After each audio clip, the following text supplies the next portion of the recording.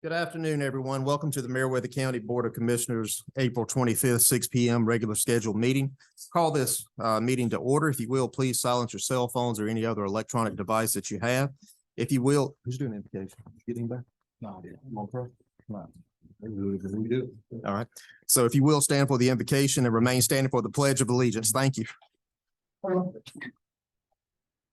thank you for the opportunity to come together and serve as community and serve the citizens of our community. We ask that you guide us and lead us in the decisions that we make and the thoughts that we do to be civil. We have a president to do the benefit and good of all of the county citizens. And everything we do, we know you are in for. In Jesus' name we pray. Amen. Amen. I pledge allegiance to the flag of the United States of America and to the republic for which it stands, one nation under God, indivisible, with liberty and justice for all. Please be seated. Next item on the agenda is to adopt the agenda. Are there any changes that need to be made? Hearing none, do I have a motion to accept the agenda as printed? Motion. Have a motion. Do I have a second? Second. Motion and a second. All in favor? Motion carries. Next item is presentations. We have none. We'll go to the next item, finance report. Mr. Bill, if you'll make it quick. I will make it very brief. I did pass out some information on the health insurance renewal for you guys to review, and we will need to have a presentation at the May morning meeting and hopefully you guys will be able to vote at that time. Also, silver reports, the bank balances, we're still in a good financial position. 3-page document. Budget analysis, if you have a chance to take a look at it, and I'd be glad to answer any questions or go over any issues with you. Of all the departments, everybody's in really good shape except for EMS. We have an issue with maintenance repair on the vehicles, which are the ambulances, and we're going to bust that budget line item, and might be a good time, one of the future meetings, to talk about a program to start replacing some of those ambulances. You got reports on the 2020 SPLOS and 2020 T-SPLOS, and everything looks good on both of those. And that's all I got, Chairman. Any commissioners have any questions?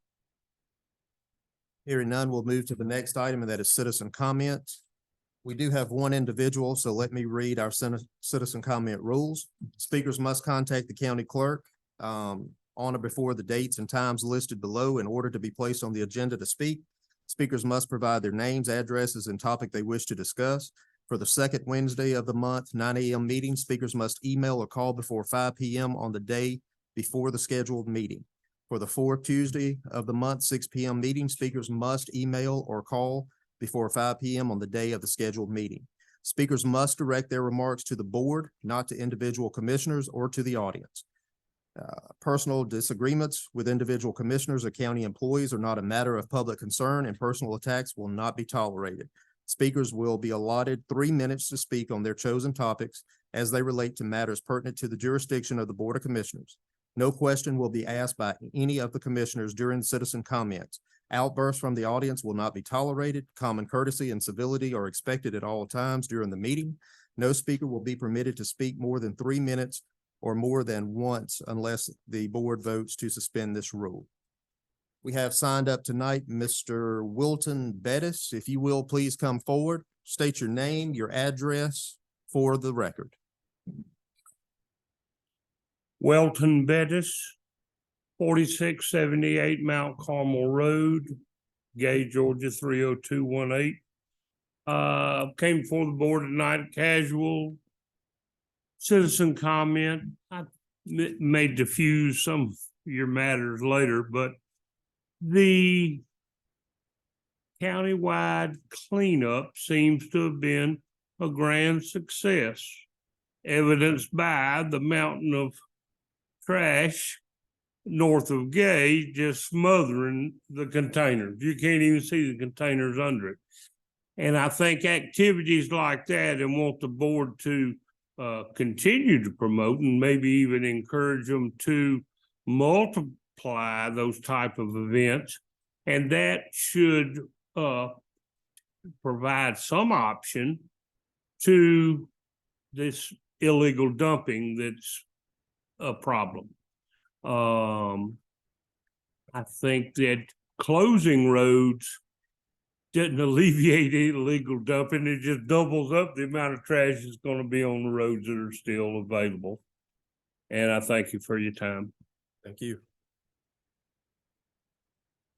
All right, next item are the minutes from the April 12th, 2023, 9 a.m. meeting. You all should have had time to read over those. Are there any need for change? If not, may I have a motion to accept? So moved. Have a motion. Do I have a second? Second. Motion and a second. All in favor? Motion carries. Next item is public hearing. Item number 1, case number 2023-006, request for road closure, Twin Lakes Road from Jimmy Clark Road to Rat Road. Do I have a motion to go into public hearing for case number 2023-006? So moved. Have a motion. Do I have a second? Second. Motion and a second. All in favor? Motion carries. We are in public hearing for case number 2023-006. Cassandra? Hi, good evening, guys. Before you, we will file an application from Quercus Farms to close Twin Lakes Road from Rat Road to Jimmy Clark Road. When doing the investigations of the road and the area, Quercus owns all of the land on both sides of the road, but about maybe 200 feet, which belongs to the Estes family. I contacted the EMS, the sheriff's department, and the road department. The road has been a problem to maintain due to washouts and the narrowness of the road. And they all have agreed that the road does not serve a public purpose. And therefore, we're asking for closure of the road.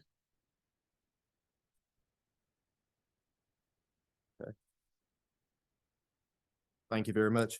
What we'll do is open up for comments for those that are for the road closure. Then we will open up comments for those who are opposed to the road closure. We will give 15 minutes to each side.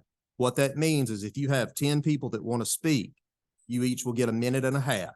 If there is one individual that can relay the information in which a group wants to relay, that person can have 15 minutes. After each side speaks for the 15 minutes, if that is the time frame, we will give a 5-minute rebuttal for each side to make comments on that. So again, if there is a group of individuals wanting to speak and one person or two people can relay that to this board, I suggest that you highly do that unless each person wants to speak for a minimal amount of time. So what we will do is allow 15 minutes for anyone who wants to speak in favor of this. And are these the ones that are signed up? Yes, sir, that's correct. It's for the first one. Okay, so we have 2 individuals signed up for this, and that is Stephen Jones, the applicant, if you will come forward. And you have one other person that is for the closure. You two will have to split the time. Chairman, Commissioners, my name is Stephen Jones with the law firm of Taylor English Duma. Here today on behalf of the applicant Quercus Farms. Got a presentation that Matt's going to pull up on the screen. Hopefully I don't have any technical difficulties going through this, but I'll try. 7.5 minutes each. And Chairman, while pulling up, if I could, can I reserve any remainder of my time for rebuttal? We'll give you 5 minutes for rebuttal. Thank you. Mhm. This is a request for a road closure. Well, Commissioners, I think you've got quite a few of these on your agenda tonight. So sole topic here. This is a request to close Twin Lakes Road from Jimmy Clark Road to Rat Road. And I don't think it's working next. Oh, there we go. The highlighted portion of the road you'll see here on Twin Lakes Road from Rat Road on the west to Jimmy Clark on the east. As staff mentioned, Quercus Farms owns the vast majority of that roadway. It's approximately 1.1 mile long. And we've heard some folks like to walk this road. We want it closed for the reasons that I'll discuss later in the presentation. But for folks that want to walk it, Quercus is actually open to having a walking gate around the closure gate. So if that's in the interest of the board, we're certainly happy to do that. It would, given the age of the road, most likely revert to the adjacent property owners, but we'd still permit folks to walk it under the Recreational Property Owners Act.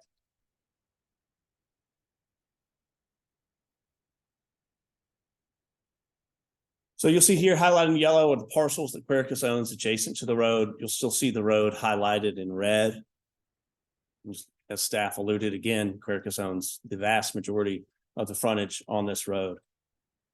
You have in your ordinance a list of factors which must be considered when discussing a road closure. First and foremost is, does the requesting property owner, all requesting property owners adjacent to the road, consent to its abandonment or closure? Understanding is that, yes, that is the case. You'll see here is the one other parcel, staff alluded to, the Estes parcel to the south. It has access on Flat Shoals Road. The rear portion of it abuts Twin Lakes Road. The second factor that you have to consider is, does the road serve a substantial public purpose? Staff discussed that, and in discussion with EMS, the road department, and the sheriff's department, staff made the determination that it does not. The road closure also would decrease, as staff discussed, the maintenance costs for that road. There's numerous maintenance issues with the road. Drove it earlier today. Potholes, washouts, erosion, standing water provides a liability concern for the county. There's also the illegal dumping issue, which the gentleman prior to me in public comment discussed as well. On this road, it's also prone to accidents. This road is used for agricultural purposes. So you've got farming equipment traveling the road, but then you also have folks using recreational vehicles, ATVs, dirt bikes, things like that, that use the road in a manner that they probably shouldn't. Going too fast, taking curves, taking the one curve too sharply.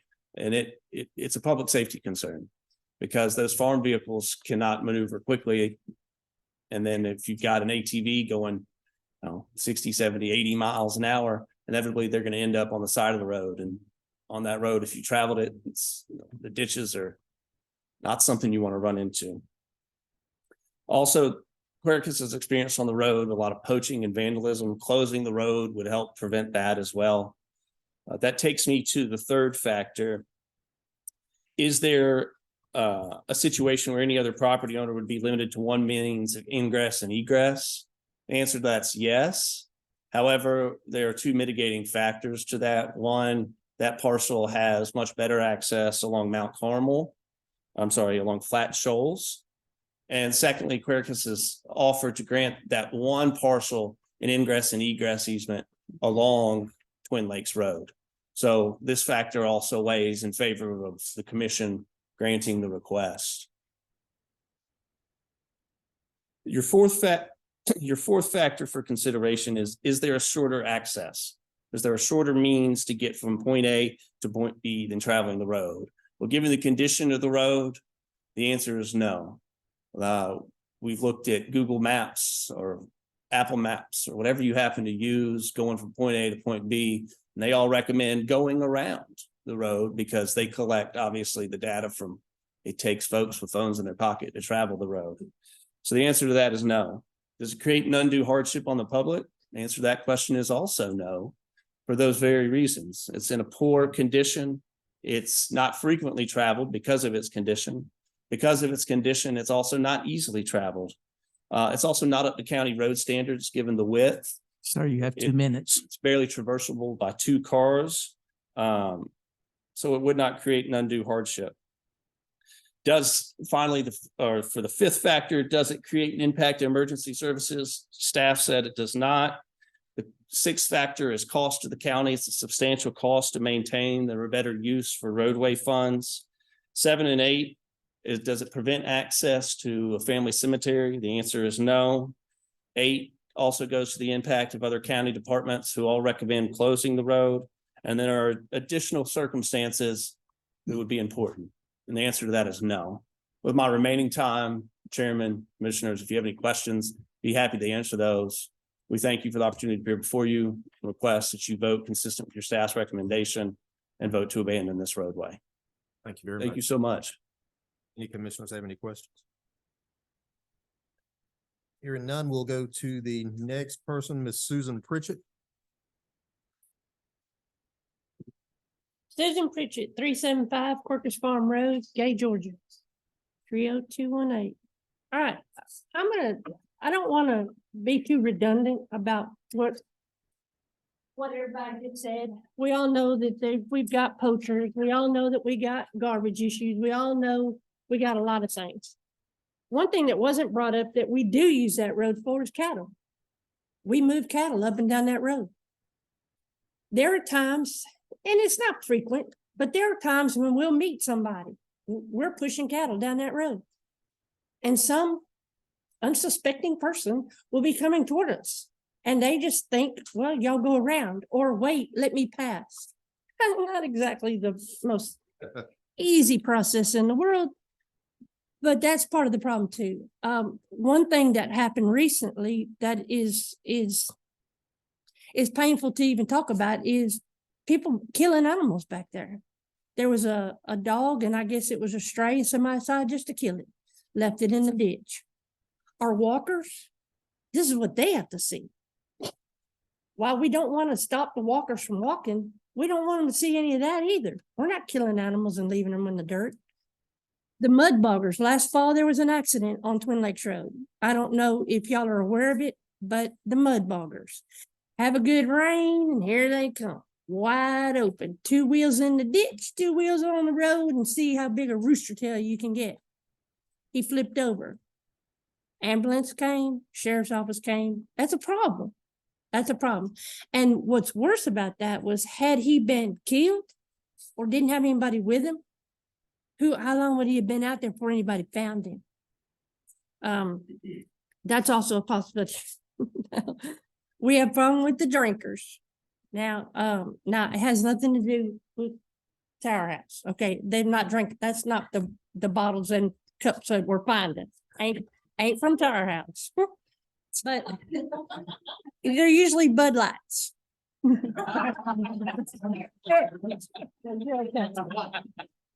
My point is, we got a lot of drinking going on up and down that road.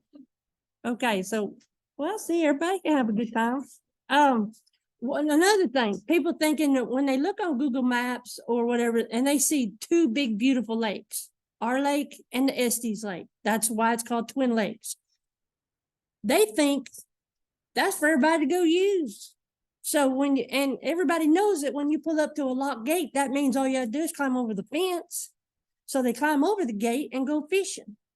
They have their little parties, they leave their messes, and it's not just ours. I've caught them at the Estes Lake. And it's not uncommon that people are using both of those lakes without permission. Now, I will say that I was asked to use tact on this next issue. But one really horrifying issue is the folks that like to come down that road and maybe park in the road or in a gate and leave their paraphernalia behind.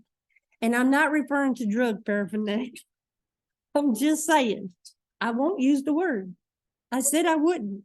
So the point is that we've got a lot of folks coming that maybe they shouldn't be there with somebody, and then, a little DNA test, we can figure out who it was, but Gotcha. that's a problem.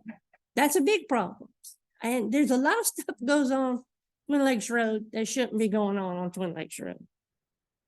But I do think that closing that road is really to the benefit.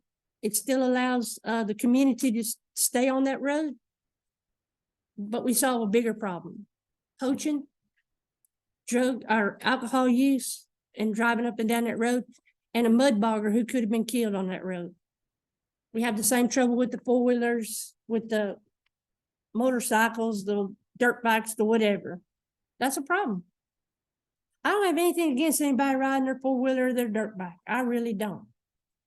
But we all know that you can get killed doing that if you're irresponsible. Unfortunately, most people are. Thank you for your time. Thank you. Mr. Bill, how much time we got left? 3 minutes and 57 seconds. All right, we don't have to, if they're not signed up, we go on, right? Okay, so we'll move on to those that are opposed. First on the list is Tracy Watts. You will come up, state your name, your address, and we'll start your 7.5 minutes. Tracy Watts, 83 Flat Shoals Road, Gay, Georgia, 30218. I kind of wrote a speech to kind of incorporate both of the roads because to us, it is a systematic issue. So good evening. I'm a council member for the town of Gay. I am an elected voice for the citizens of Gay, Georgia. Our town is changing and for the better in many instances. However, this request is unnerving to the residents. Our town is located directly on a very busy state route, Georgia 85. And other than the issue of vehicular speed, which the council has been trying to get reduced, the citizens feel safe in our town. One aspect of that safety is a place for us to exercise, ride bikes, have a nice drive, a type of parks and recreation, if you will, without the expense of parks and recreation. Twin Lakes Road leading to Jimmy Clark Road, Germany Road, the Georgia Department of Natural Resources land, and back to Flat Shoals Road or Mount Carmel Road is an asset to our community that we would like to continue to use. As our town grows, encompassing large attractions at the Longleaf venue, the citizens will need public access around our town. All the roads in question are not dead-end roads and are some of the original roads of the town. The town of Gay's taxpayers invest into the enjoyment of this leisure. Most of the children in our town are homeschooled or outsource their education. The roads are a place to keep the children active. Take this into consideration when contemplating the cost of the roads. Until recently, not much maintenance has been done on the roads, and I have not witnessed large dumping of trash on the roads or ill-intentioned use of the roads in the 16 years I've lived there. Yes, there is use of recreational vehicles, but that is a part of what the town has. Most of the residents have recreational vehicles. All public roads have issues. I have submitted documents to the chair and I've sent copies to the clerk for you to review, including a petition with 42 signatures stating, "We, the undersigned citizens residing in Gay, Georgia, express our opposition to the request of closing Twin Lakes Road and Jimmy Clark Road. We, the citizens, utilize both roads for travel and pleasure. The roads provide intrinsic environmental, aesthetic, and recreation benefits to our community. We believe the roads are an asset that we would like to continue to use. A map of the area this closure will directly affect is also attached so that you can associate the signatures on the petition with the property owner's location. The red highlighted mark denotes the property owners or occupants signed the petition against closing the roads. Please note, the majority of the residents in the town of Gay on Flat Shoals Road and Evans Street are against this road closure. I have submitted a letter from the manager of the Estes estate that owns the property on Twin Lakes Road, affirming that the estate wants the road to remain open. We have a desirable community to live in, hence the growth and change. Will our community be as desirable to live in if we allow changes such as this? We would prefer the controlling interest of the roads to remain public. We do not want to have to give permission to use something that's already ours to freely use. Owning both sides of a county road doesn't mean that you have a deeded right to the road or that you are liable for that road. Lastly, I would like to mention several citizens brought to my attention that Commissioner King may have a conflict of interest in this issue, in that his business has recently worked for the Summer Hours Tower House Farms, Longleaf venue, and the campaign party was at the Summer Hours 1911 building. I don't know how you feel about this issue, but I do question how this relationship may appear to the public when deciding on this issue, and you may want to choose to abstain. Please reject this request. Twin Lakes Road and Jimmy Clark Road are an asset to our community. The previous commissioners kept Jimmy Clark Road open, and we hope that you will too. Thank you for your time. Commissioners have any questions for Ms. Watts? Thank you. Next on the list is Jackie, is it Reynolds? Okay, if you'll come up.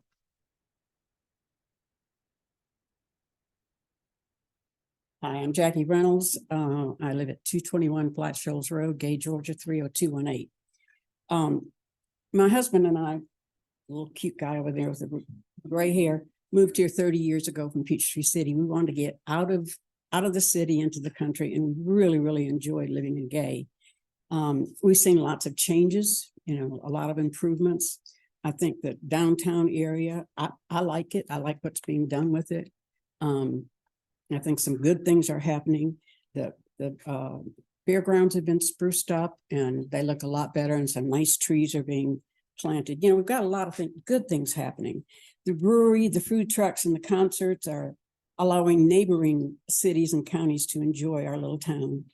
And sometimes my husband and I can hear the music when we're outside. And if we don't like that particular concert, we'll just get in the house and go on the other side of the house and get away from it. But over the past 30 years, my husband and I have enjoyed walking on this road, and he was a runner. It has minimal traffic, so we don't have to worry about, getting hit and that kind of thing. And sometimes we see the cowboys herding the cows, and to me, that's just joyful to see that. 3 years ago, I got a wake-up call. I had a stent put in my leg, and my mother had an amputation for the same reason, a blockage. So my new cardiologist strongly recommends that I walk at least 1 mile, and I do more than that, 5 times a week if I wanted to keep this leg. Herein lies my problem. When, I'm almost 75 years old, and walking on Flat Shoals Road with 2 dogs is dangerous. Most of the people that are up and down Flat Shoals are really traveling fast. They're exceeding the speed limit. And most of them are distracted by their own telephone. They're doing something with their phone. I can stand in my yard and watch people go up and down, and something's happening all the time on the phone. So far, it's been so convenient for me to just put the leashes on my dogs, head out the back road, travel over the Estes backyard, hit Rat Road, and then hit Twin Lakes Road. And it's such a beautiful road. If you all have not traveled it, you really need to. It's tree lined. There's just a canopy of trees. It's just a beautiful place, and the wildlife and all that is so beautiful. I hope that this road does not get closed. I do know I don't really know why the road needs to be closed. There's a lot of reasons, but all roads have the same problems that have been mentioned, and I can see dirt roads anyway. I know a huge disadvantage to closing this road. So many of us enjoy the privilege of walking down that road and have that peace and serenity in one of God's creations. And I would hate to lose this road. It would be irreplaceable. We're not going to get another beautiful road like that if it gets taken away from us. So I would ask the committee, please keep the road open. Thank you. Thank you very much. All right, there's no one else signed up for or against. So what we will do is allow a 5-minute rebuttal. And if you're going to speak for both, it'll be 5 minutes. If not, it'll be 2.5 each. Chairman, Commissioners, Hang on. put me on the clock.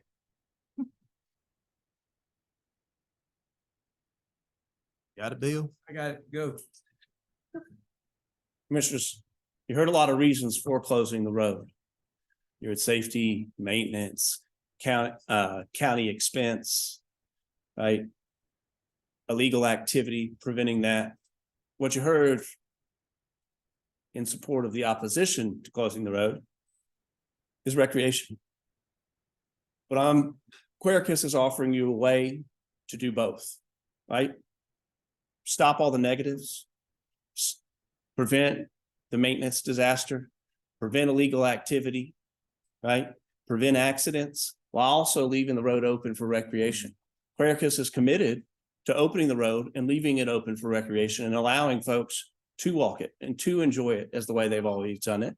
And they'll do so and hold it open to the public, which again, there's the Recreational Property Owners Act in Georgia, which permits them to do so and allows them to do so. So find the happy medium, and the happy medium here is to close it and have Quercus hold it open for recreational activities. Of course, not illegal recreational activities like riding recreational vehicles that are not street legal on a public road, but legal recreational activities such as walking, you know, like a mountain biking, things like that. So with that, I'd ask you to vote consistent with your staff's recommendation and the recommendation of your sheriff and your road department, and vote to close the road. If you have any questions, be happy to take those.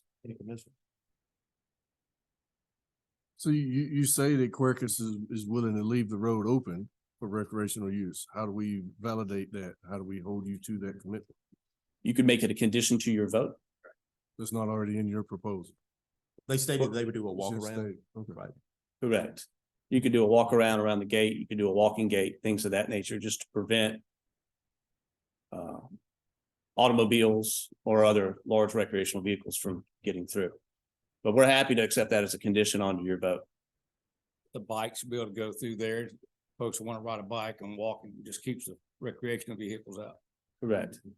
Correct. That's correct, Commissioner. Any other commissioners? Okay. Thank you very much. Ms. Susan, do you have anything to add? I think he covered it, I think, what he said. We want them to keep walking, we want the bikes around, keep bicycling. That's not our problem. The walkers and the bicycle riders are not our problem. And they're welcome to that road, we're proud to have them. Mr. Jones, anything else? Just to be clear, in terms of the walking gate, we would want to leave it open only for non-motorized vehicles, so you can't get through with a dirt bike or something like that. And there's ways to do that. So thank you so much. Thank you. All right, any of the two that had signed up in opposition, if you all would like a rebuttal, please come forward, state your name. You'll have a total of 5 minutes. Tracy Watts, Just 1 second, let me check my card. I'm sorry. Tracy Watts. It's nice for them to offer this, but why do we need the offer when we have a public road that we can currently use? Please don't close this road. We do use this road, and it is not wild and crazy as they're suggesting. This is a nice, beautiful county road that we all enjoy, and majority of the citizens own golf carts and Polarises and nice recreational vehicles. And the summer hours will not be able to use this road either, that I know they go from the Tower House Farms over to their property. They will not be allowed to use their vehicles either on that stretch of road. So I don't know how the summer hours feel about that, but I know for a fact they use their recreational vehicles on a regular basis going from the 1911 building over to their property. Take that into consideration. Please don't close this road. We don't need someone else to take over a public interest like this. This is our road as it is. We don't need someone else to take it over. And if you are going to give it to them like that, make them pay for it, please. Anyone else? All right, that is, Chairman, as the applicant, can we have a final rebuttal? and we already gave the time frame for the rebuttal, so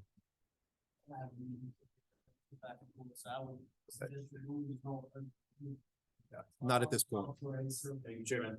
Thank you. All right, any questions from the commissioners? If not, do I have a motion to go out of public hearing? Hold on. Number 2023-006. Have a motion. Do I have a second? Second. Motion and a second. All in favor? We are out of public hearing. What is the pleasure of the board? Sure, before you Yes, please.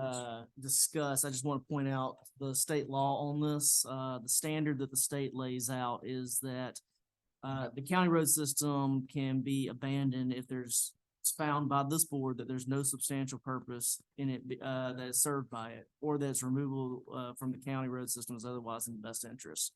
The county does have an ordinance. Those factors were read by the proponent. And I also want to point out that in order to effectuate the road closure, it has to be certified in the minutes. And prior to certifying that abandonment in the minutes, you will, if there is a municipality into which or through which that road passes, you would give notice to that municipality. They have the ability by resolution to take that property, to take that road over if it's a road that actually This one runs does not go to through or a city through. limit, does it? Does.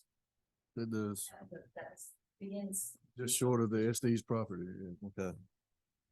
So I did hear, it's an option if the city wants to take the road over, that they have that ability by passing a resolution prior to its certification into the county's minutes. Even if the county closes it.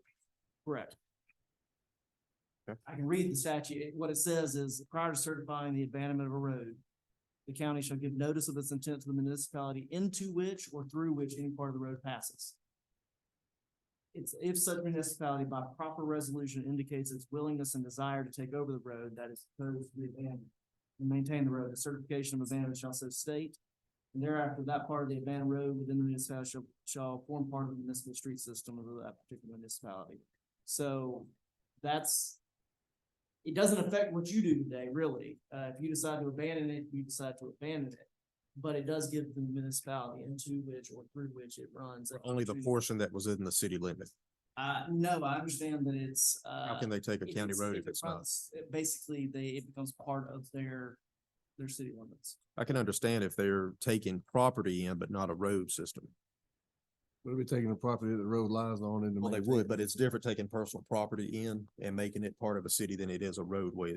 Is what I've always Almost treated understood. like it's annexation of that road into their city limits. Right, but I thought the only part of a road that could be annexed in by a city of a county road is the part that runs through that city. It's not like bringing in personal property. I can, if the board wants me to look at it more intently, I'd be happy to. It just, the way the statute reads, and my guess is this has not been raised very often Right. in the court systems, but it says into which or through which. So it's not just the through part. It seems to say that if the road flows into the city, that the city has the ability to by proper resolution, pledge to take it over. Okay. Again, it doesn't affect what y'all do. That's on the city to make that indication if they so wish. Any comments from commissioners?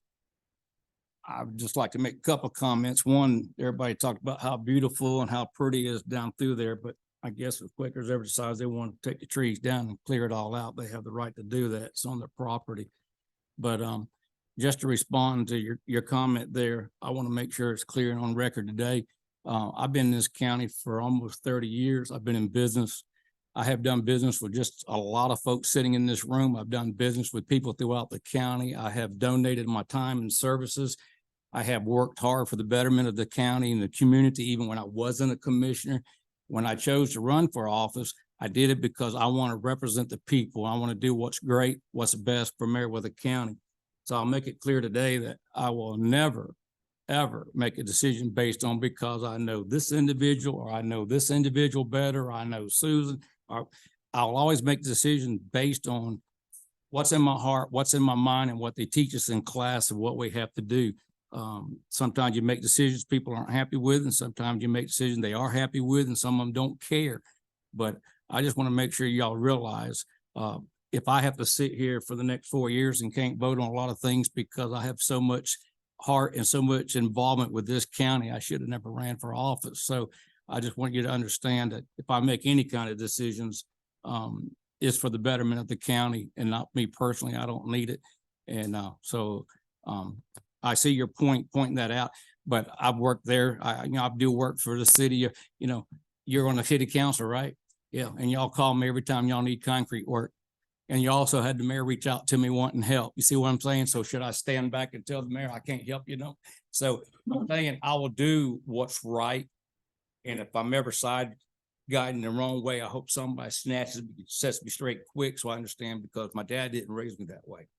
So I just wanted that clear today on record. That. And Gene, I want to make a comment also, coming from a city council individual that got up in front of another board that it's elected officials.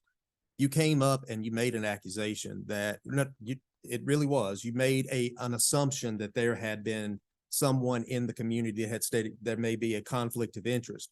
So to do that and come up before another elected board without substantial proof, it's hard to take that back whenever you do that to an elected official. Anybody can get up and say anything about us at any given point, and in everybody's mind, that becomes 100%, sometimes 200% reality.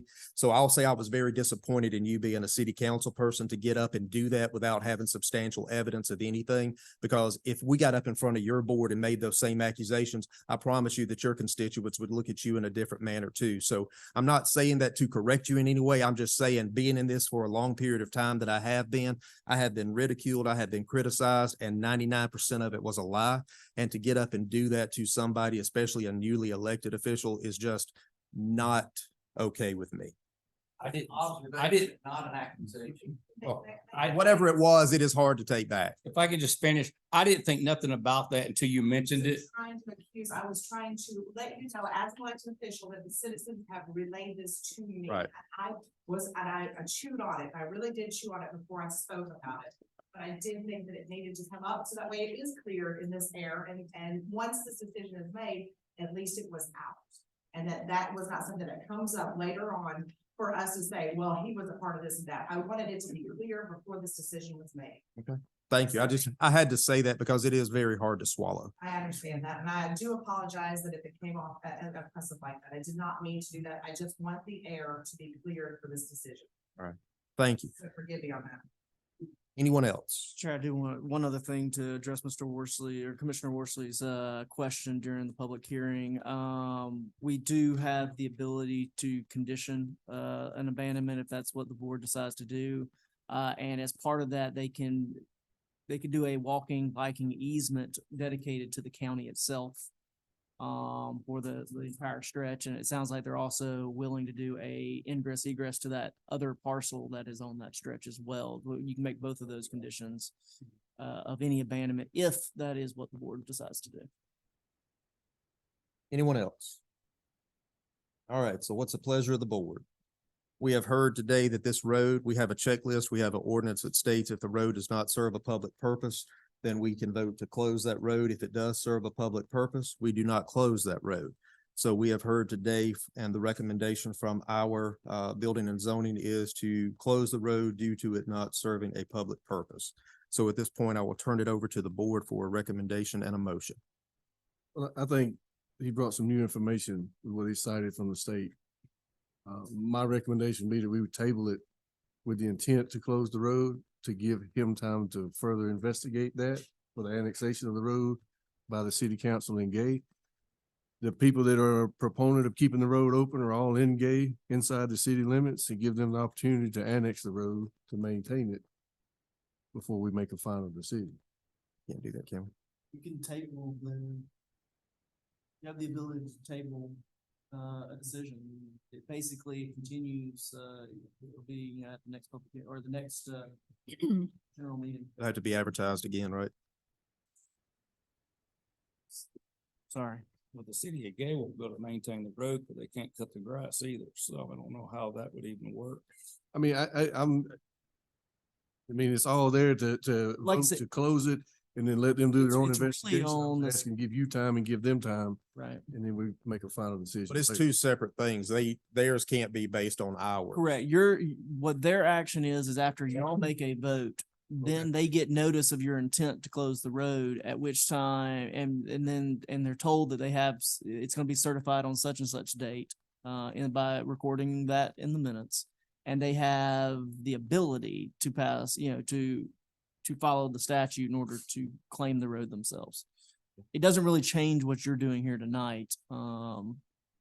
It's really on them if that's something they want to investigate further. What do we want to do? What's the pleasure? I know your motion was to allow time for them, but it has, Yeah, it's trying to make it where everybody understood what was happening, what was going on. So I'll make a different motion then that based on the advice of the planning commission and the sheriff that we vote to close the road.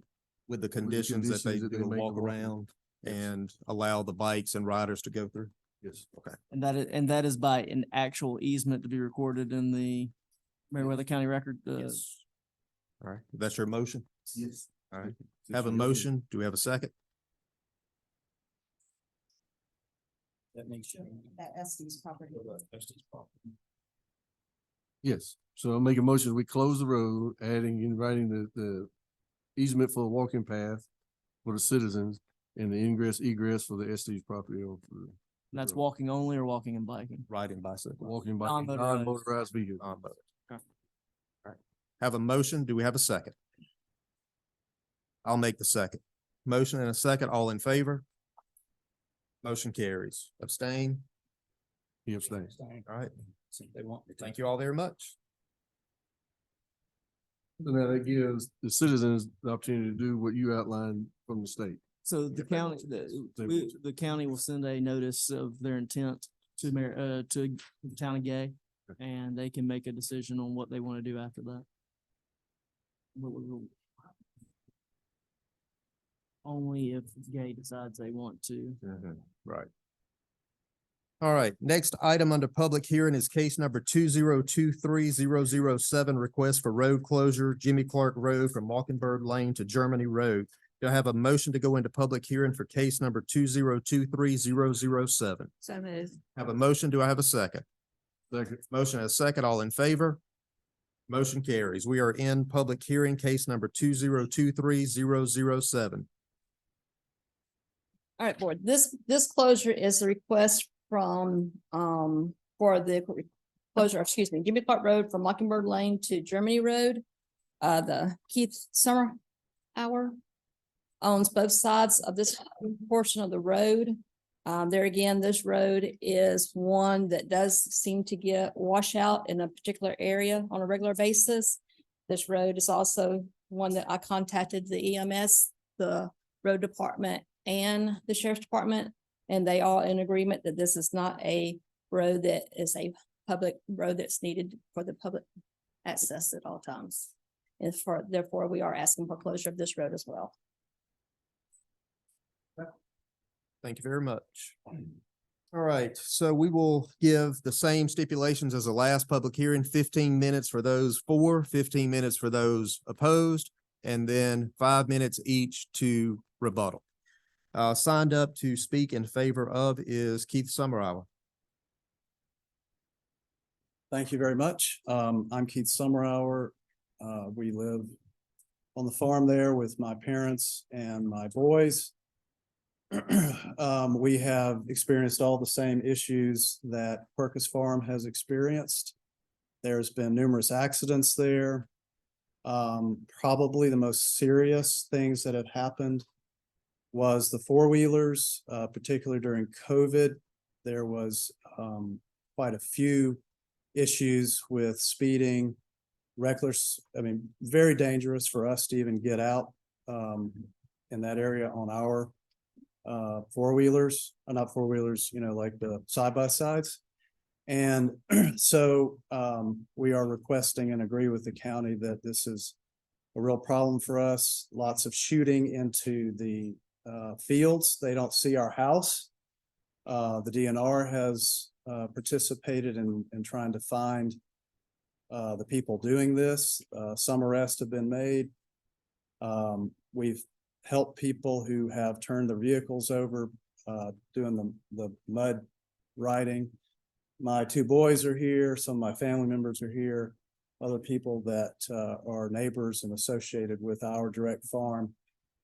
We do own both sides of the road. We own a substantial amount of the property on Germany to the river, bordering the WMA, and we feel like, based on our own internal traffic studies, only 4 cars a month use this road that are not ours.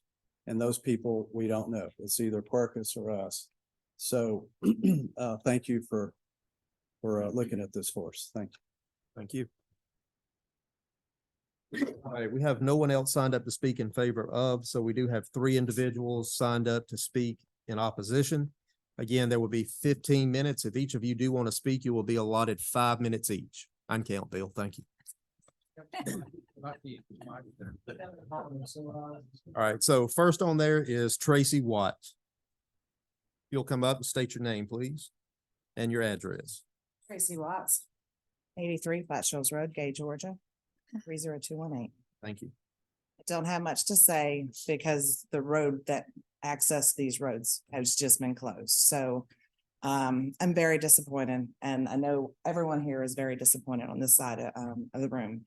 I wish that you would have left them open, but now I'm just asking, if the roads are so bad in this county, why aren't you charging for them to gain all this land? It's $65,000 an acre in some of these pieces of property in Gay. So for a half acre, they got it for 65,000. So charge and put that money at least towards other roads in Gay in Meriwether County. Don't just give land away, please. I mean, you just gave away something absolutely beautiful and precious to the town residents. So thank you. Thank you. Next is Jackie Reynolds. Ms. Reynolds? No. And Lynn Washington.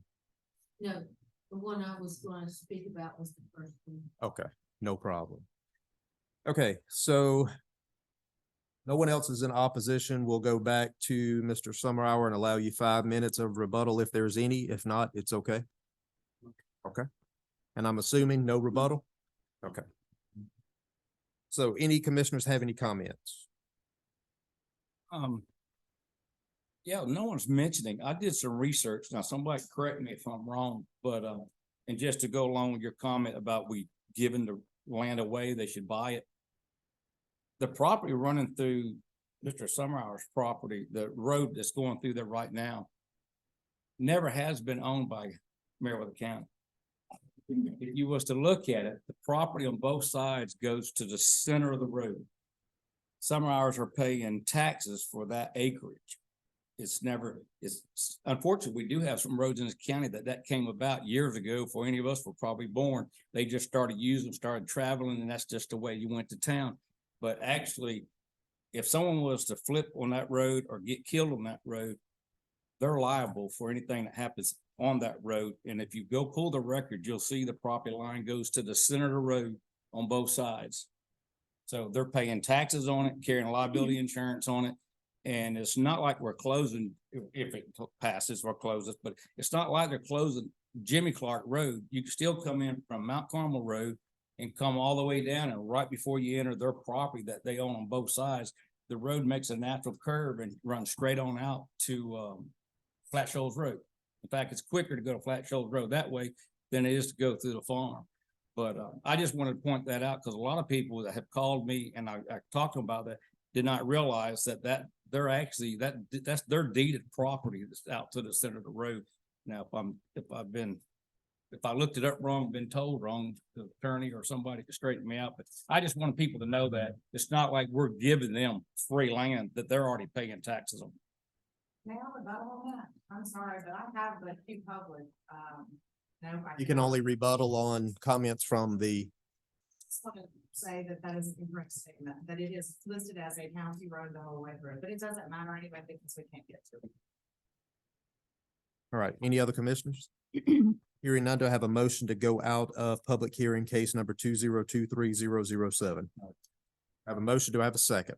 Second. Motion and a second. All in favor? We are out of public hearing. What is the pleasure of the board? We've heard once again, the recommendation is that this road does not serve public purpose. I'll make a motion to close it. We have a motion to close the road. Do we have a second? I'll second it. Motion and a second. All in favor? Motion carries. All right. Thank you very much. Next item under public hearing is case number 2023008, request for road closure, Peapod Road to Callaway Road, 362 to Lima Lane. Do I have a motion to go into public hearing for case number 2023008? Have a motion. Do I have a second? Second. Motion and a second. All in favor? Motion carries. We are in public hearing for case number 2023008. We'll wait for some of the noise to go away and then we'll continue.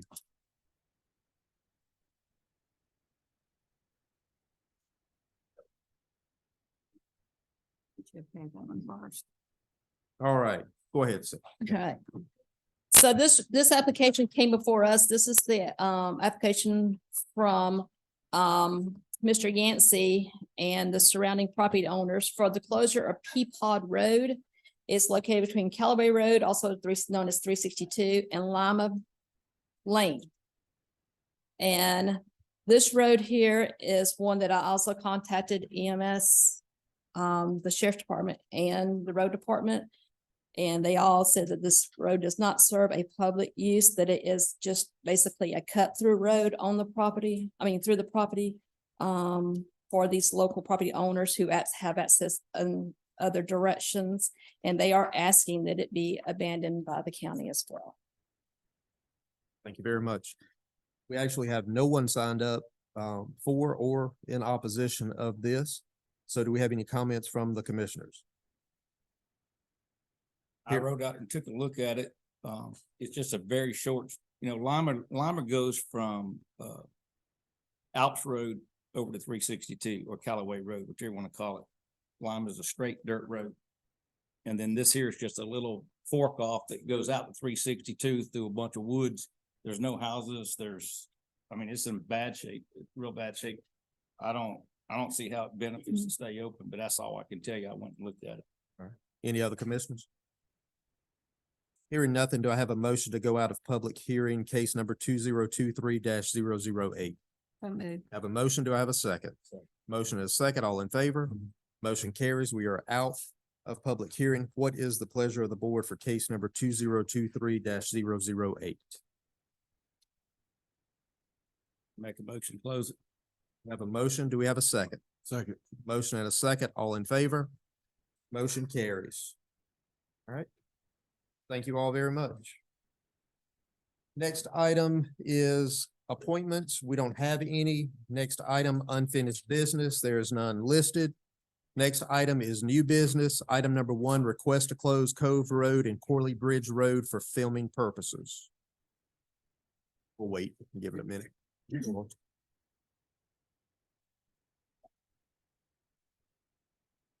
Go ahead, Cassandra. Go ahead, Cassandra. Okay, we have Elizabeth right here. She's the location manager for Change Up Productions, and they are requesting the closure of Code Road and Foley Bridge Road for the dates, and I think they just changed the date to the. It's actually shortened. We would now like to request, I have the traffic control plan if you'd like to see it, but we would like to close it beginning at 3 p.m. on Friday, May the 5th, until 10 a.m. on Saturday. So May 5th, 3 p.m. until Saturday, May 6th. So it's gonna be for one night only. Originally, it's gonna be. on May 6th. Okay. So it'll be from 3 p.m. to 10 a.m. Okay, okay. With allowance of residents to come in and out of their homes. Yes, correct. We actually drafted a notification letter that we were going to deliver to the residents. We've got 2 different closure points. On the traffic control plan, we would have a soft closure. You come up. Michael intervened in anything. Pass this out. Pass them out so I can see it. Oh, they already got it. Oh, they do? Okay. This one of these. This same thing. We just need a copy for the record. Okay.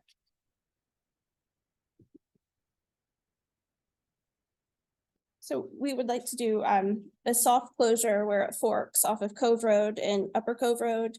And you can kind of see in green, the soft closure would be here, which is where the residents are. And what we would do, we've spoken with Lieutenant Gilbert, I believe he's here. We were going to issue placards for the neighbors that are within the soft closure. It'll have our company logo, Rochelle. It'll say Cove Road resident or Waddell Road resident. And we will ask them to just place it in the front. What if they have company coming that night? They can let us know and we can let law enforcement know that they're good to come through. We would want to do a hard closure closer to the satellite dishes where we'll be filming. And that would be closed really for all traffic. I think we have one homeowner across from Cove Road that we would work with. But the reason for closing the road is for our trucks. We would like to put our trucks on the road. We've got several tractor trailers that we can't get anywhere else. So we would like to kind of stack them in one lane with leaving another lane open for emergency vehicles. Do we require bonding or anything for these large trucks that come in like that? Cove Road has just been resurfaced in the past 2 or 3 years. If we're gonna have large equipment coming in and just sitting on those roads, We don't require bonding for it. All we require was the application. we haven't in the past, but we probably haven't had it on resurfaced roads either. So I don't know what the legalities of that are, if there is anything that we can do, Michael, just to ensure any liability insurance that we could recoup if there is damage, especially stating that these 18-wheelers are going to be sitting on the actual road itself. We got a certificate of liability insurance from them. I think he's more worried about the roads.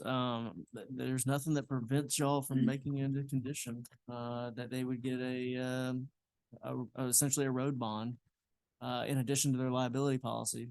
Let me ask you this. With the 18-wheelers that would be there, are these going to be attached to the actual truck itself?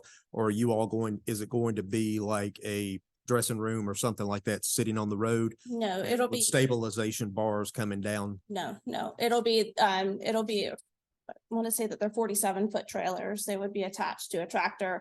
The tractor would they would stay attached. We wouldn't disconnect them, so they would be attached. And it would be just between 3 p.m. and 10 a.m. the next day. And what other type of large equipment will be brought in?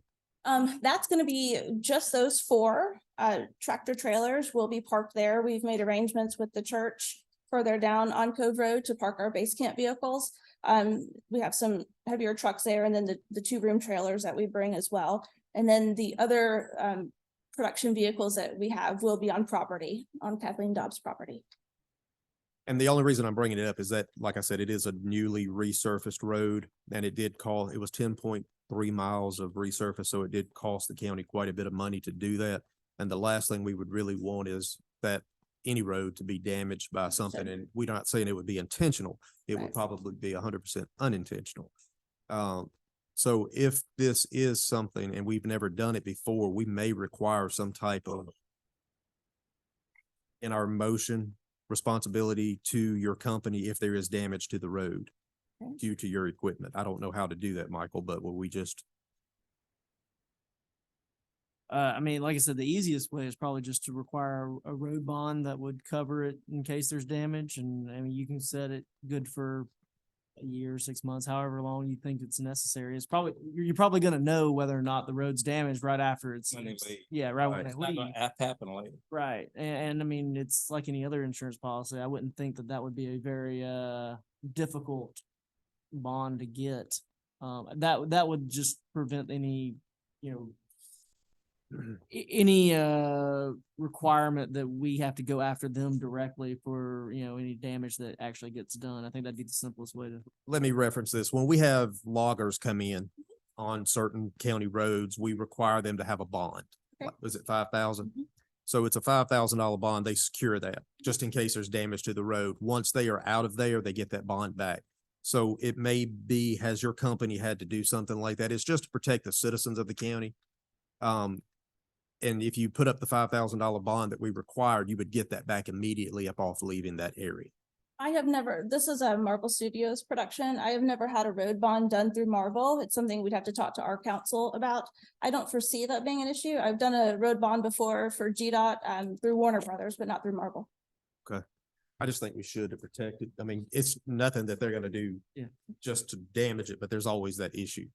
If it's just tractor, we can do it, but if it's just tractor trailers and they're not putting the stabilizer arms out like a big crane, they're No. not, I don't think they're gonna do any damage anyhow, but we just need to be protected on that. Right. And we are is it Meriwether County, Yeah, we're in the, we're Yeah. rich, yeah, so we want to do everything we can to have y'all here. oh, we do. The only question I had was when you said hard close, it won't affect anybody if they was to have an emergency, right? No, sir. No, we would leave Make that. sure somebody couldn't get an ambulance through because it was, Yep. okay. No, we would stack them in one lane and the other lane would be open. Right, because the ambulance service would come from Woodbury area, probably through the cove to get there, if it were required. So as long as they can get through, I don't have a problem with it. We're very familiar with, I know. emergency lanes. I'm sorry to make it more difficult for you. Absolutely. You're good. All right. Any other commissioners? All right, hearing none, do I have a motion to allow for the road closure of Cove Road and Coily Bridge Road for filming from May fifth, 3 p.m. until May sixth, 10 a.m. with the, if we add in the $5,000 road bond with the company to provide that to us. So moved. Have a motion. Do I have a second? Motion and a second. All in favor? Motion carries. Thank you very much. We look forward to hearing what it is later so we can watch it. Spider-Man. All right, next item is business associate agreement between Meriwether County Board of Commissioners and Warm Springs Medical Center. Chairman and Board, if you, in your packet, you will see a laboratory services agreement, a notice of liability waiver, and a business associate agreement. This is with Warm Springs Medical, who at times provides drug screening for our employees if there's an accident or anything of that nature. This has been reviewed by law, and there were some recommended changes. Those have been made.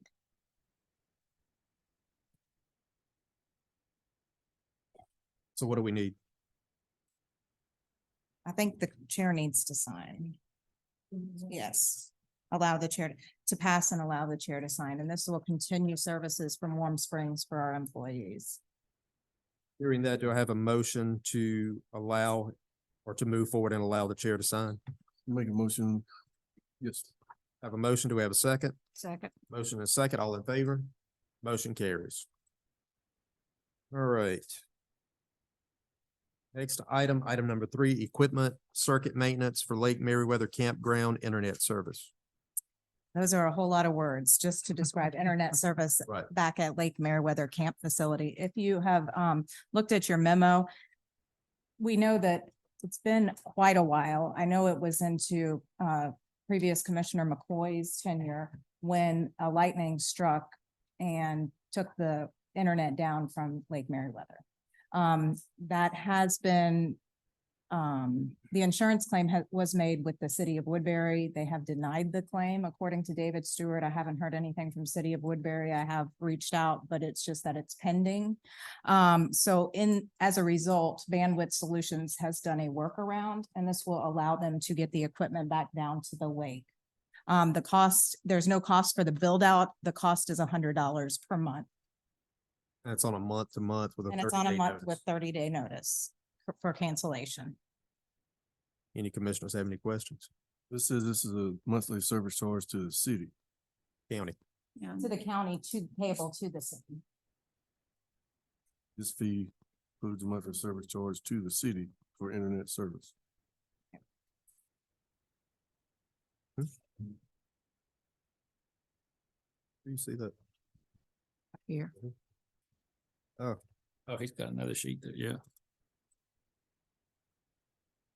this fee includes a monthly service charge. Okay, to well, the that is city. written incorrectly in the memo, but what it does say down here on the actual invoice, good catch. If anything, Is the maintenance includes city monthly service charge for internet service, no cost for the build out to the campground. So excuse the typo, my apologies. Does the chair need to sign that or just? No, just Okay. approve it. And really, it's just because we've been without it for so long and this is an amenity we need to bring back. This is something we probably could have done in-house, but it has been something that has been kind of a thorn in our side. And So, we are growing there. and we are growing. So I wanted to make sure the board was aware of it and supported that decision. Now, in the future, there may be the EMC that might be able to bring the same kinds of services out there, but there's only a 30-day cancellation required. what did it cost us beforehand? Mr. Gregory? I want to say 50 or 60 is what we're. Get high 40s, somewhere in there. But they're extending the service, so, okay.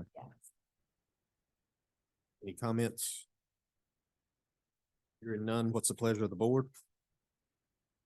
Do I have a motion? I'll make a motion, go ahead and approve the $100 a month for the internet service for Lake Meriwether. Have a motion. Do we have a second? Motion is second. All in favor? Motion carries. Thank you. All right, item number 4, Meriwether County VoIP system. Mr. Matthew Brown is here to discuss that. He has not been here very long, but he's already looking at ways to save us money. So I know that breaks all y'all's hearts. Yeah, so right now we have Mitel for our voice over IP system. We are paying way more for it a month than we need to. I got three options, three quotes. The one I recommend is Go To. It's going to be approximately $1,900 a month. We'll end up Paying now. about 45. Yeah, so the reason it's almost the exact same service. Honestly, we're probably getting more features with the new setup, but it's an antiquated system. We're still paying the price that we started when we signed the contract back then. And so back then, $4,500 was probably a very good price for it. But as you know, I've seen documentation for the system going back to 2018, so I know we've had it at least that long, if not longer. So, yeah, the Go To is willing to give us, I think it's around 120 desk phones for free. We'll pay for the rest of them, which is the $6,700 upfront cost. They are sending their people out. They will do the whole setup. Being a small department, you know, it'd be hard for me to try to. What were the other two quotes? Verizon was one of them. Their cost was going to be about $3,000 a month. They have their offering was almost exactly the same. It just cost a little more. We do also use Verizon though for our cell phones for most of the county. So it'd be kind of keeping everything with vendors we already have. And then I looked into Zoom as well, which is what we use, and they were not offering any setup. They were not offering any devices. We'd have to pay for all the devices. And also we have to pay year by year instead of monthly. And it was going to be around $18,200 a year, which is still quite a bit cheaper than what we are paying now. But like I said, with no free devices, and they're not offering any setup. Well, let me ask you this, with the $1,900 a month from Go To, is that a 12-month, 24-month? How long? That's a 36-month contract. 36 months. Yes.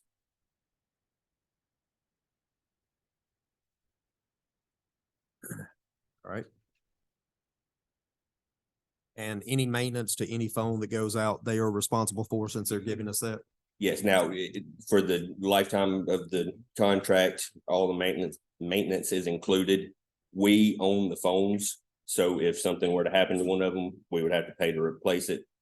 The standard ones that they're giving us are around $120. So if one were to go out, you know, it's not a big expense to replace. So. Any commissioners have any questions? If you'll take care of our needs, and it'd be better than what we got and save money. Yeah. Is there anything in the current contract that we have for $4,500 a month to a cancellation timeframe? So right now, unless we opt out of the contract, it automatically renews every year on June 25th. But is there a stipulation in there? Maybe like we have to give a 90-day notice? 45. And so we have until May 10th to, you know, get with them and tell them that we're not going to renew the contract for this period. And who is our current provider? Mitel. Mitel, that's right. Has legal had time to review just to make sure that there'll be no other charges? Given that one for review. Well, we'll just make a stipulation to legal to review. Just want to make sure there's no hidden charges. Yeah. Michael will find them. The only thing I know is I've been trying to go back and look through. I think we are leasing most of our phones now. And worst case, we'll have to pack up and ship back the phones that we have now. Okay. Any other commissioners have any questions? Good. What's the pleasure of the board? Motion to move. Go To, All right, with the stipulation of legal to review contract. as well as notifying them before May the 10th. All right, have a motion. Do we have a second? Second. Motion and a second. All in favor? Motion carries. As far as funding goes, What are we taking it out of now? I'm sorry. What do we take it out of now? Well, normally those these costs come out of SPOS, but. There's no cost. They're but- bringing in everything for us. It's a There's an $1,900. upfront cost. Yeah, there's a $6,700 approximately upfront cost. Did you hear that? Chart. But yeah, that cost is just for the phones that they are not giving us. So they are giving us quite a few. We have to pay for the rest. So Okay, so you want to redo your, I just think take it out of general fund. That's instead what I of was gonna SPOS. suggest. We Right. can, the savings we'll experience over the next 4 months or more than cover. Right, it'll take care of, so you want to readjust it to include the 6,700 to come out of general Sure. fund. So we have a motion, do we have a second? Okay, motion and a second, all in favor? Motion carries. Adam said, yep. As long as Beverly got all of that. All right. Who's coughing? It's gonna save us a lot of money. I know, I got it. All right. Item number 5, building inspection and plan review contractor. Chair and board, in your packet is regarding the three solicitations that we received. One was from Safe Built, one was from Nova, and one was from Charles Abbott. There is a chart that shows a breakdown of these. All three of them were invited to attend tonight's meeting. I'm not sure who we have from where. I think we have a representative from Charles Abbott and Nova here and Safe Built. Okay, perfect. We have all three here. Staff recommendation after reviewing these, and this has been reviewed by law. Here, there's one change that you wanted to make. But staff recommendation is with Nova Engineering due to the cost saving. Then we get the quotes. Yes, it's in your packets. We can go over that. Okay, so Safe Built. I know it's in the packet. Go ahead. Excuse me. Safe Built for inspection services at a cost share is at 60%, plan review at a 60%, building official services at 105 per hour. Nova is at 50% for inspection services, 50% for plan review, 125 for certified building official, or 100 for building inspector per hour. Charles Abbott is at 65% for inspection services and 65% for plan review. Thank you. Any commissioners have any questions? All right, hearing none, what's the pleasure of the board?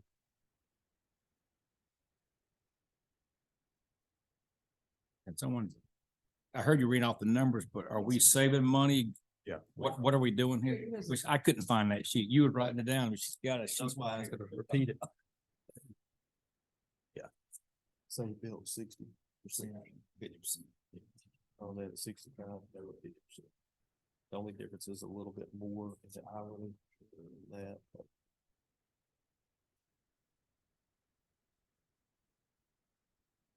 The savings is gonna be here. right. And so the board knows, Michelle got these to us yesterday, I think, or brought them to our attention. I'm not sure we've had a chance to evaluate all of the contracts in depth. And so I think any, action by the board would want to be approved by legal. Can we table this to the next meeting to give you time to review that?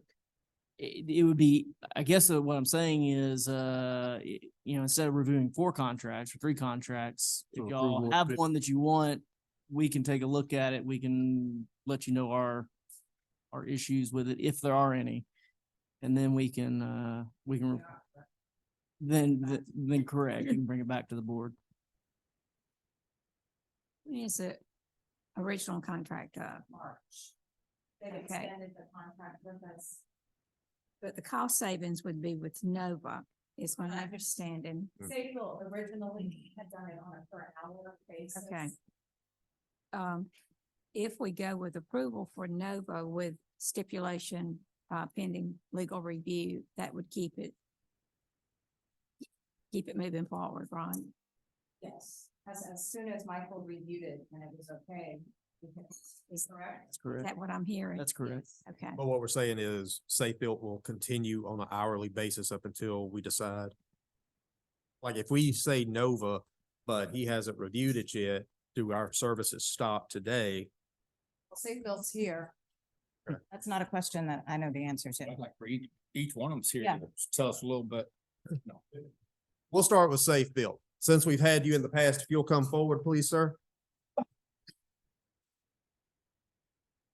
Tell us a little bit about your proposal and So we have been, I'm Paul Hardy. I'm with Safe Built.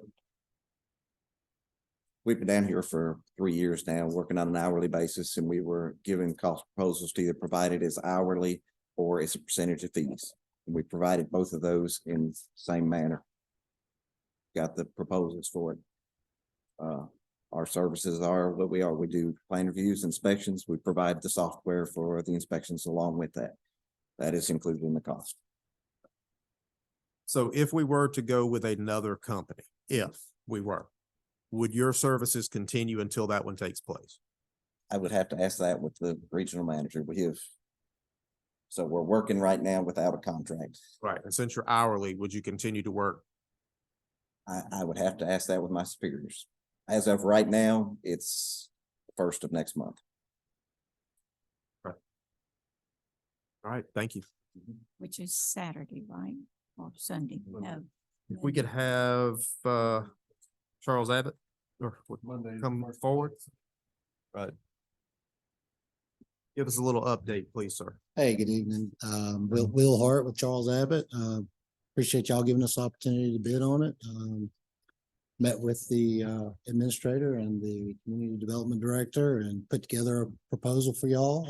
We work here in Meriwether County already. We're servicing the city of Manchester. We have inspectors here in this area. We also service city of LaGrange, city of Hogansville, city of Thomaston.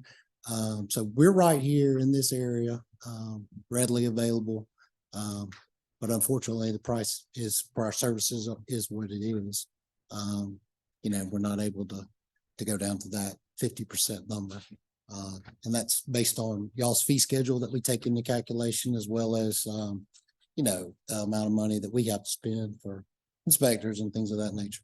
So Let me ask you this. If we decided to go with you guys, when would you be able to start? tomorrow. Tomorrow. Yes, sir. Thank you very much. All right. Go ahead. Yes, sir. How many inspectors do you have that would service this area? We service about 30 communities in the state of Georgia, and we have about 50 inspectors / building officials. I thought for this area. For this area, we've got about 10 people that are in this area that could come in here and do inspections for you. That's including soil and erosion inspections, as well as engineering services, as well as building inspection and plan review. And the inspectors that y'all have, they'll come out to job site and stuff. Are they state certified? They're certified through the International Code Council. Yes, sir. And that's all in that packet that I provided to you. Anyone else? Thank you. Yes, sir. Thank y'all. And Nova.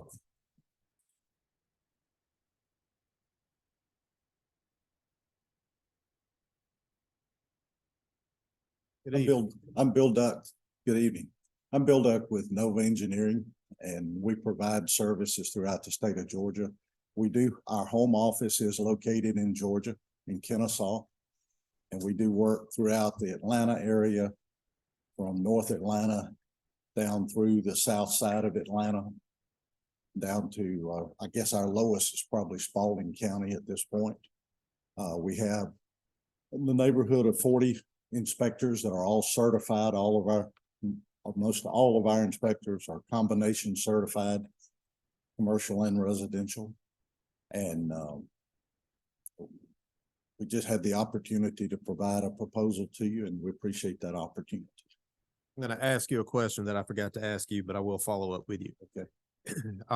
The question I did ask him is, if we decided to go with you guys, when would you be able to start? We would be able to start as soon as you sign the contract. Okay. And as far as the software, are they providing software, or do you provide software? Or is there something additional? Next item. Yeah, but do you guys provide that? We do not provide that. We understood that the county wanted their own in-house software. Okay. And so we do not provide the software. Do you guys provide software? Okay. All right. And you have inspectors that are accessible to our county? That Yes, don't have to sir. drive an hour? Absolutely. Yeah, absolutely. Are y'all doing Spalding County? We're doing Spalding, yes, sir. Yes, Greg works for you. Yes, yes, he does. I have a question, Yeah, he Mr. is. Chair, if I may. Go ahead. Just taking a glance at your contract, there seems to be some strong limitation of liability clauses and strong indemnification clauses. Uh-huh. Is there any leeway in strike? Yes, sir, it is. That we were asked to do a proposal, Sure. and that's what we typically use. So yes, we would be glad to work with you on the language there. That's not a problem. As you probably understand, we usually from legal don't recommend those type of clauses. I understand. That's just a general liability that is, we submit with a proposal. So yes, some adjustments would be fine. Any other commissioners? Thank you very much. Thank you. So I do have another question as far as the software, and I know we're wanting to go to it, and I know that's coming up next, but is the software for Safe Build included, or are we paying additional for that? It's included in their hourly rate. And that's what- included in Charles Abbott also? Well, that's what I was gonna ask. How much would that cost per month for the software?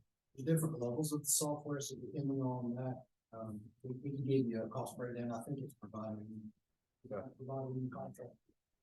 It's provided in the cost.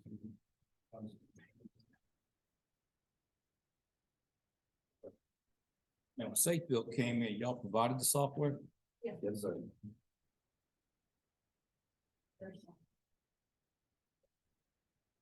All right. Y'all have any questions, comments? All right. So. Wait.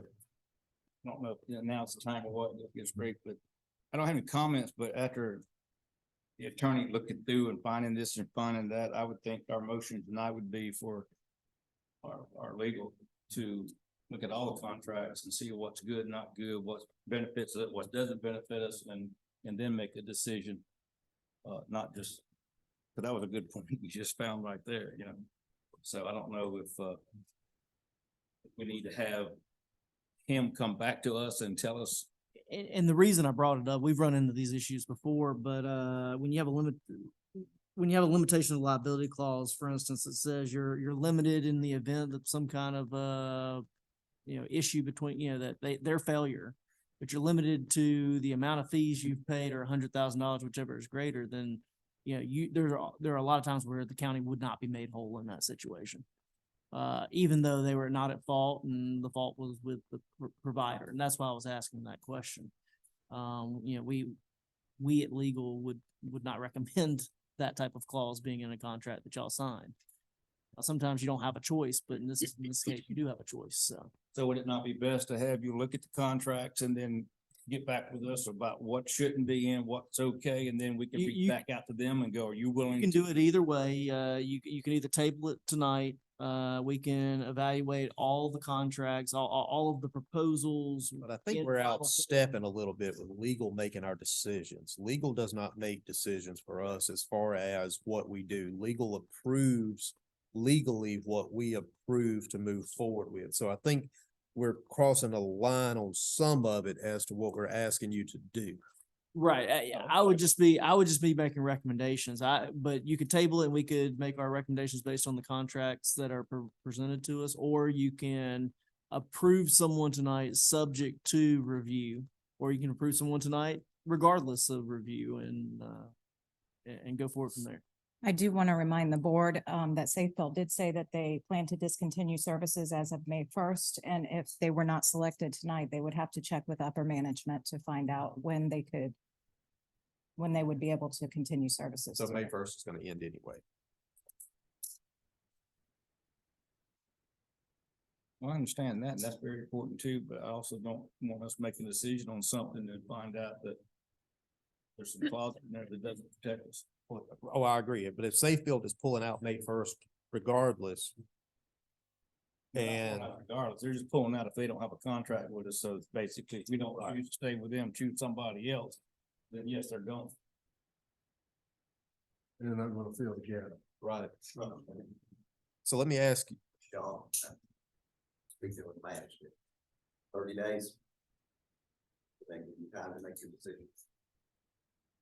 Well, the issue is, I think we need to listen to the software part of this too, to get the whole gap or gap closed.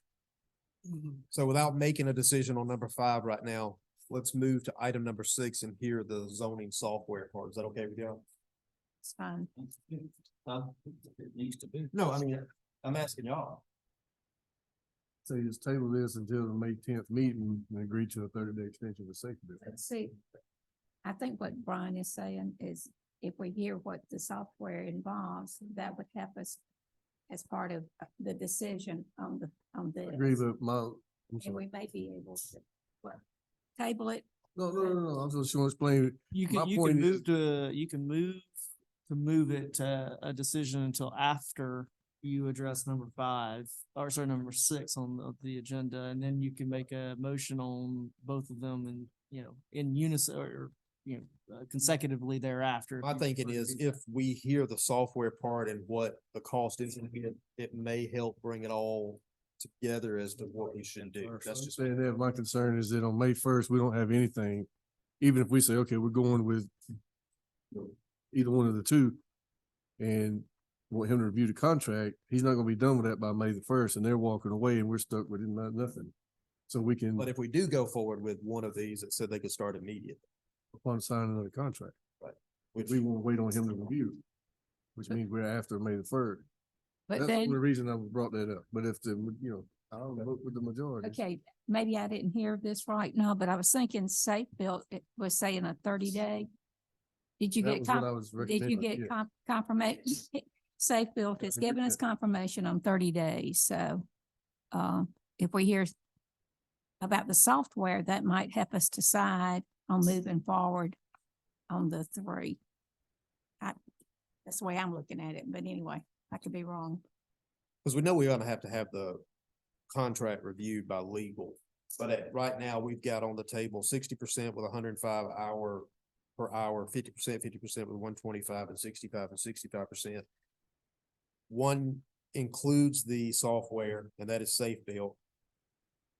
One can provide software, and that's not included, and the other does not provide software. So I'm trying to put it all together financially as to what would benefit the county, to me. But I'm one person. Well, I understand that, and I think that's the smart thing to do, which means we can't make a decision on which company to use tonight. That's what I was suggesting, that we table the decision between the 3 till after we hear the software, review the legal, agree to do 30 days with Safe Built, and on May 10th in our meeting, make our decision between the 3 and have it effective June 1st. Do I have a motion to skip number 5 right now to be able to listen to number 6 while we come back to number 5 and make the decision whether? I'll make that motion, yeah. Okay. Have a motion. Do I have a second? Motion and a second. All in favor? Motion carries. Item number 6. Okay, this is about the software for the planning and zoning. Right now, Safe Built is the one who has the software. It is their system, their control of that system. It is not a user-friendly system. There's a lot of mistakes and errors, and it's not one that if we go to another company that we can actually utilize.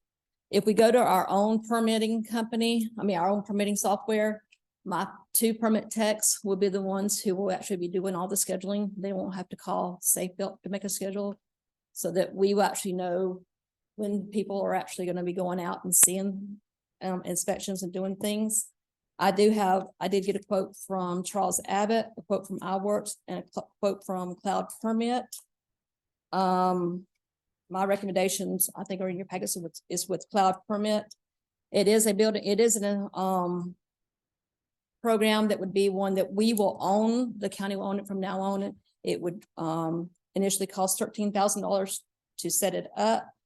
But that includes the $9,000 for the first year, and then $9,000 for every year after that for the first 3 years.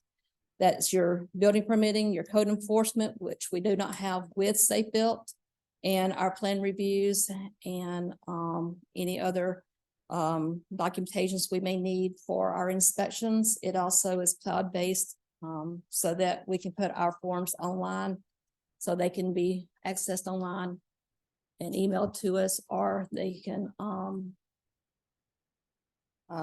we can do all reviews from our inspectors, just like, Safebuilt is with the cloud. Charles Abbott's was, I'm sorry, I don't have his right here in front of me, but Charles Abbott's was a lot more expensive. It was like 18,000 a year, and then, our works annually is 15,000 a year. And those all did have the, portal for the code enforcement, but we do not have a Safebuilt right now. So are the two softwares comparable, or does one offer a lot more? I mean, Cloud Permit offers a lot more. They're unlimited with the number of people that, inspectors we can have with the pads. There is unlimited with the number of forms we can put online. And it's, unlimited to, how we go about keeping, it in the system, the backup systems. they with- provide training. Huh? They provide complete training for everyone. Yes, yes. How about for updates? Are we charged annually or however often they have to do their updates on the systems? They do not charge extra for that. It is all, $9,000 a year. And that covers all updates and any training we may have to have. It will take approximately 4 weeks to transfer from one system to the other. In the meantime, I've spoken with Nova and they have no problem us having, if we have to do our inspections on paper for time being to, for the transition, excuse me, So the software would take 30 days to transition. about, depending on how quickly we get the hang of it. So let me ask this, because it was stated that you could come on board immediately, but the software is going to take 30 days.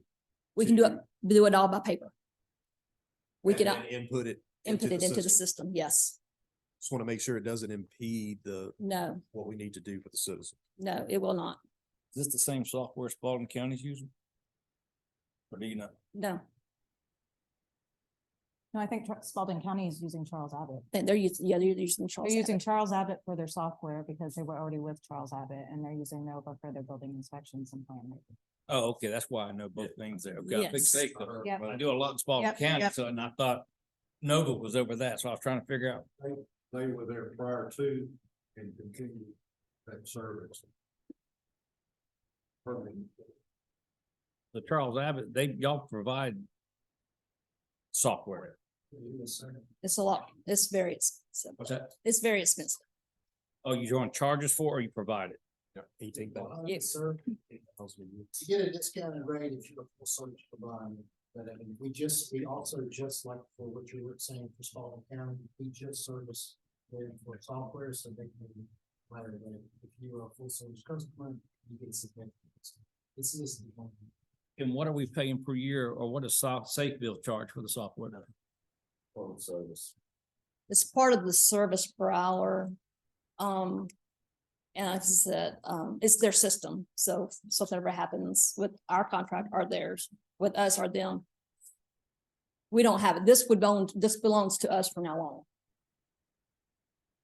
It's gonna cost how much a year? $9,000 a year. 13,000 initially. Yes, this $5,000 for the setup fee to get all the forms in the system, to get and get the training and get us in the system correctly. It's 5,000. After that, it's 9,000 a year. So basically the setup's 13,000 and then 9 after that. Really, setup's 4,000. Well, yeah, excuse me, I'm sorry.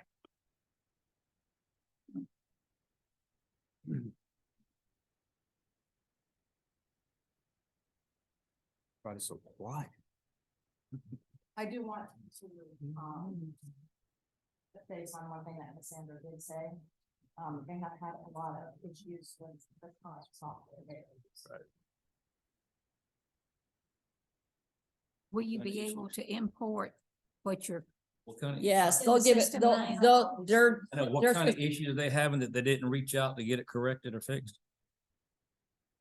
the issue is, No, it's, what kind of issues have you had with the current software? This software's got it's just, it's just not one that we can go in and like, if we were to, type something in error or put in a wrong permit by mistake, whatever, there's and to do an inspection, there's like 5 steps. It's not user friendly. It's very time consuming.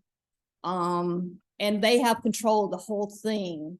And it's, you know, it's not ours, it's theirs. And there has been times when they were unavailable to assist, and I had to actually get involved and ask them to come in. So let me ask this, when you say if you input something wrong, do you mean you can't go in and make a change to it? It becomes a permanent record? Yes. I mean, it's just, you know, it's I not. actually don't have a problem with Well, that. I don't have a problem with that as much as it's just the steps you have to go and the fact that it, you know, it takes so long and, you know, we have permit techs and we should be able to schedule the inspections, but we're not able to do that. And they're they do all the scheduling and we get the phone calls if, you know, if they, you know, don't show up or, you know, why they didn't show up or, you know, we get all the phone calls for the bad things. Oh, we're talking about software. Yeah, it's software. So we don't know when these people are going out or we don't know anything until later that afternoon if they've even been out or even the next morning because we didn't know that they got scheduled. Because So we do all the communication through, when you put in that you need service, you don't get a call back to say, hey, we're going to do this, and you can't actually see it in the software. That we just know, we don't know when the schedules are been done until, and with this software, you would be able to we schedule would be your the own ones that would be inputting whenever the inspections are scheduled. But at $9,000 a year, we don't own it, we're renting it. Well, it's our system. Yes, we have control of the system. It's our system. Long we pay. The 9,000 a year, but it's going to be one that we're able to maintain and it's one that we have control over, not another third party. Well, I would thank you for subbing out, no matter who these guys, if you're subbing out to them to handle everything, they should have the most control of it, so we don't have somebody just going in there and making changes and doing things. No, we wouldn't be going there and making changes and doing things illegally. No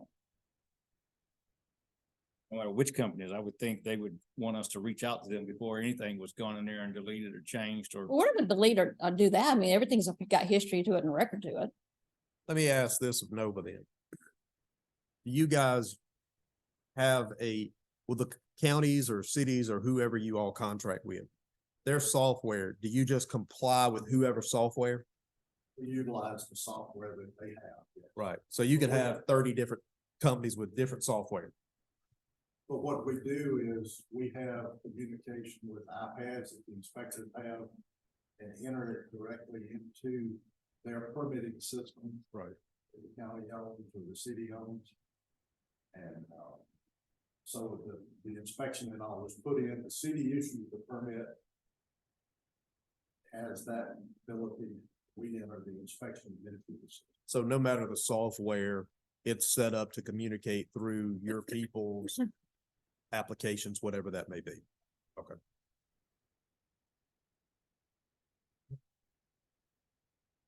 What y'all want to do?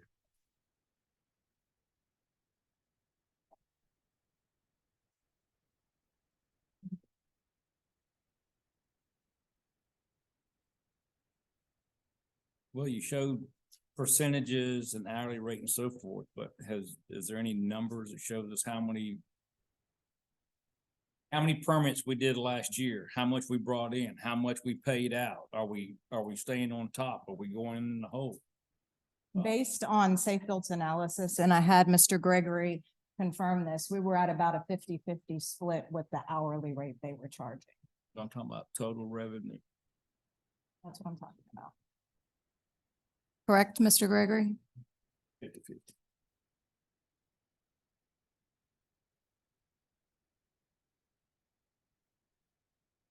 For some reason, I was thinking what I'm getting at numbers, what we took in and what we paid them. What's that difference? It ended up being 50. Did we take in 380 and paid them 150 or? I don't have those numbers right now. That's what I'm saying. He did confirm them that they were correct. It was provided to us by Safe Built of their record keeping, and he verified that with our record. So with what Safe Built was charging, what we took in minus what they charged, it came out to about 50% of what we brought in. for licenses, fees and things like that. That was under an hourly rate. That was under an hourly rate. However, with an hourly rate, and the reason that we went with an hourly rate with Safe Built was because there wasn't enough data that showed revenue back when we contracted with Safe Built. That's why at this point in time, we provided our data to these different vendors and they came back with their proposals. So Nova's $125 hourly rate. Let's see, do you have my copy? 125 or 100? Correct. One is for a CBO, which is a certified building official versus a building official. Mr. Duck. Wait a second. That's what I was asking about a while ago. Inspector rate is 100. I'm sorry, Inspector rate is 100. inspector rate is 100. So who's coming out, a CBO or a regular inspector? Well, I'm confused. he will carry all certifications. Yeah, but what makes the difference between the 125 and 100? 125 is plan when we do plans for spending time doing plan review. That now there again, it's mixing the. Oh, yes. Can you come to the podium, sir? Thank you. There's two different proposals. One is the hourly rate, which is what you're looking at, the 100, the 125. The other rate is the 50% of revenue for everything, plans review, CBO person if needed, the inspector, that's 50% for everything. 50% of the collected permit fees. Now, when you get into the hourly rate, then that's what you're talking about now. If you went with the hourly rate method, you're looking at 125 for the building official or the plans review and $100 for the building inspector that would do most of the inspections. But I understood that what was being proposed was the monthly rate So based on permit fees. is that percentage for plan review as well? Yes, that covers, Okay. the So 50% we can covers just everything. Mark that out. Mark, what else? The hourly rate, Mm-hmm. because they're going to honor the 50% for plan Whatever- review as. Whatever you need. So the full line, 125 CBO or 100 building inspector, mark it out. Only thing we're gonna pay is 50% of plan reviews and services. Yeah, for the permit fees, based on the collected permit fees.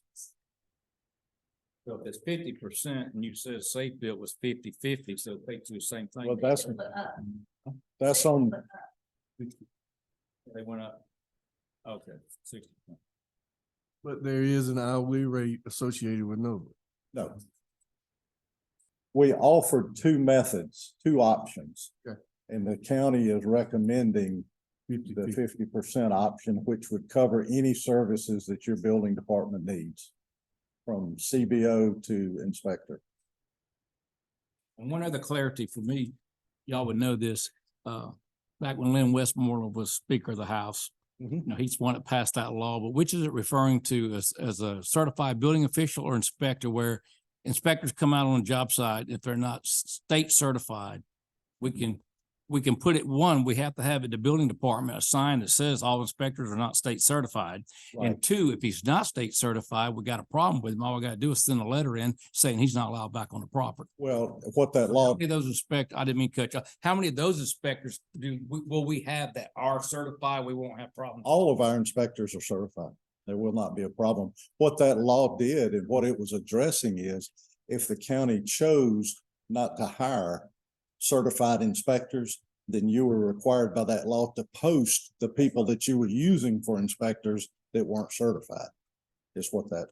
Your inspector, we will. So that was for the county. Yeah, all of our inspectors are certified just like the other two groups. Thank you. So that's the same with Safe Built. It's 60% for all services or 105 and 100 for us. No, With the 100 and the 125. No, without. Hey, let me ask again, then let me ask. What he just said. Yes, let me ask my question again. Nova just says 50% for all services. What if we ask them to do? There's no hourly rate. That was two separate quotes. On this sheet, that's what this is saying also, 60% from Safe Built for all services, or 105 and 100 if we do it hourly. We're only looking at the cost share.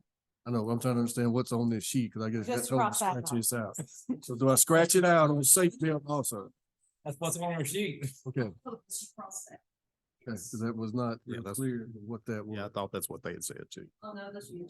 So what you're saying, if we brought 300,000 in that next year in revenue off building permits and so forth, they'd get 150, we get 150. That's correct. And Chairman and Board, I do want to bring to your attention something that will impact your decision on this, or should. When Safe Built and Meriwether County were going through some issues, I asked Safe Built to break down a building permit, and they said that would be difficult, if not impossible. And I said, well, if you're billing it, it should not be impossible to break it down. Once I got into their system, I uncovered that they have been charging us for our own folks going out. And we were charged for 21, 22, and 23 for our own folks going out. And there were a multitude of these charges. We didn't have inspectors while they were here. There are certain things that our county employees can do. And let me ask, And they have it in their system, and they did charge. so let me ask you, sir. Yes. If we contract you 50-50 to handle all of our permits and so forth. All right, and then all of a sudden, our county employee or Cassandra or whatever runs out and makes an inspection, you're still getting paid, aren't you? I don't know, that's. He's shaking his head, yes. Something that would have to be resolved as a question. See, that's. Well, Commissioner King, what I can say to you is based on what Safe Built has said as well, the same situation would be. No, I'm not defending them. I'm just asking the same question before we make a decision. If we hire somebody to do inspections and then this individual runs and does it themselves, but we hire them to do them. The only time we've done it is based upon need of the citizens when Safe Built was not able to come out. No, but I was, They all know that it's not part of the inspection. what's that? No, we're not part of the inspection. Oh, that's, I don't know if that's good or not, 'cause a lot of these builders like to use y'all's inspections for a punch list. One question, when you're talking about that it was charged, but that was on an hourly basis. That's correct. So we were charged, correct. So with the cost share, it leaves less room. It'll be different. And there was a credit back. There was a credit back after the county asked about it. That's correct. Had that not been identified, We wouldn't have we would not have received that. I got one last question. So, and may not, you said earlier you didn't have the data. Can you give me a ballpark guess? What is the average yearly income on these fees and services that we have, that we're going to be percentaging out to these other companies? Rough. Bill, do you? Don't have to be exact, but rough. Just give me a rough number. I'm not gonna hold you to it. I know we're recording, but Listen, I because can't. it very well matters when you're talking about percentage, 50%, 65%, 60% of $100, you're talking about $5 to $15, $10. Is that a big deal between which company we go to if they got different services, more reputable reputation versus $1 million a year? Now we're talking about some real money and we might be able to not. We're not at 1 million. I do know that. Well, I'm pretty sure. So, So any idea? I mean, can we take a rate recess and pull the numbers? Cassandra, do you have any idea annually through your office? What is Of it what we taking? were doing with this other company. I don't have mine. The annual from 22. I do not have that figure, but. What did we pay them? Do we know that? Because we said it was 50-50. So if we know what we paid Safe Built, we should know what the rough estimate was. Gentleman was standing up. It's somewhere a little over. What's that now? It's between 200 and 250,000. That you were paid or that we brought in? Brought in. Okay, of that 200 to 250, is that before or after the reimbursement that we just brought up? That was half. That would be the final. No, that was half. So we'd have to take that off. How large amount was that? Oh, okay, so 240, which is, okay. So 120. That's what we paid him, 480 total.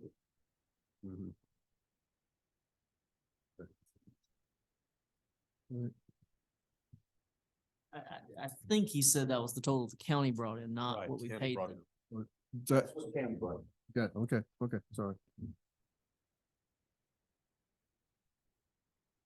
That seems low compared to what I know we had coming through the county last year.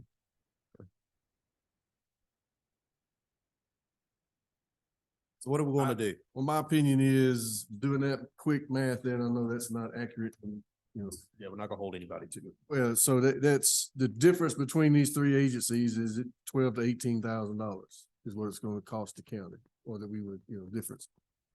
So I personally don't know enough about the topic to say I disagree with whatever you guys say you want to do, so I'll defer and be in favor of whatever them county employees have agreed to do.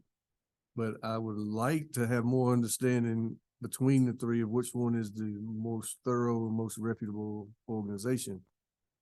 Well, and that's why I felt it was but- very important for you to know what some of the Right. experiences that we've had. So I mean, I don't have enough knowledge about the subject to be able to make that decision. I'll support what the majority of the board does, but I don't think the difference in percentages is enough for us to just jump and say, who's the lowest? Looks good, let's go with that. I don't think it's enough money that should matter in our decision. No. I agree. And listen, we're here to move the county forward. I know there have been some issues with the current. I'm not going to get into it, but there could be issues with anybody that we choose. So it's kind of, as I say, frequently damned if you do and damned if you don't. So I really don't know. But I do think that it has been frustrating to a point from what I have seen over the past 3 years for many employees that go through that have been in the building and zone, and it has been a hassle and an issue. So if they are wanting to move towards something else, I'm willing to give that a try. It's not going to say it's going to be any better, but we have to give them a try to please our own people. I do feel that way. But it can be better, and It can be. And I don't mean to put in what we make this. Hang on, did we make this decision based on cost? No, that's what I mean. But this also will mean if we decide and can find an inspector, bring back in-house the inspection later, we already have our system. Right. Change. Right. That's been something I've been pushing for, is to get it in-house, because it does make it easier. But it's not always easy, just like we talked about the roads today.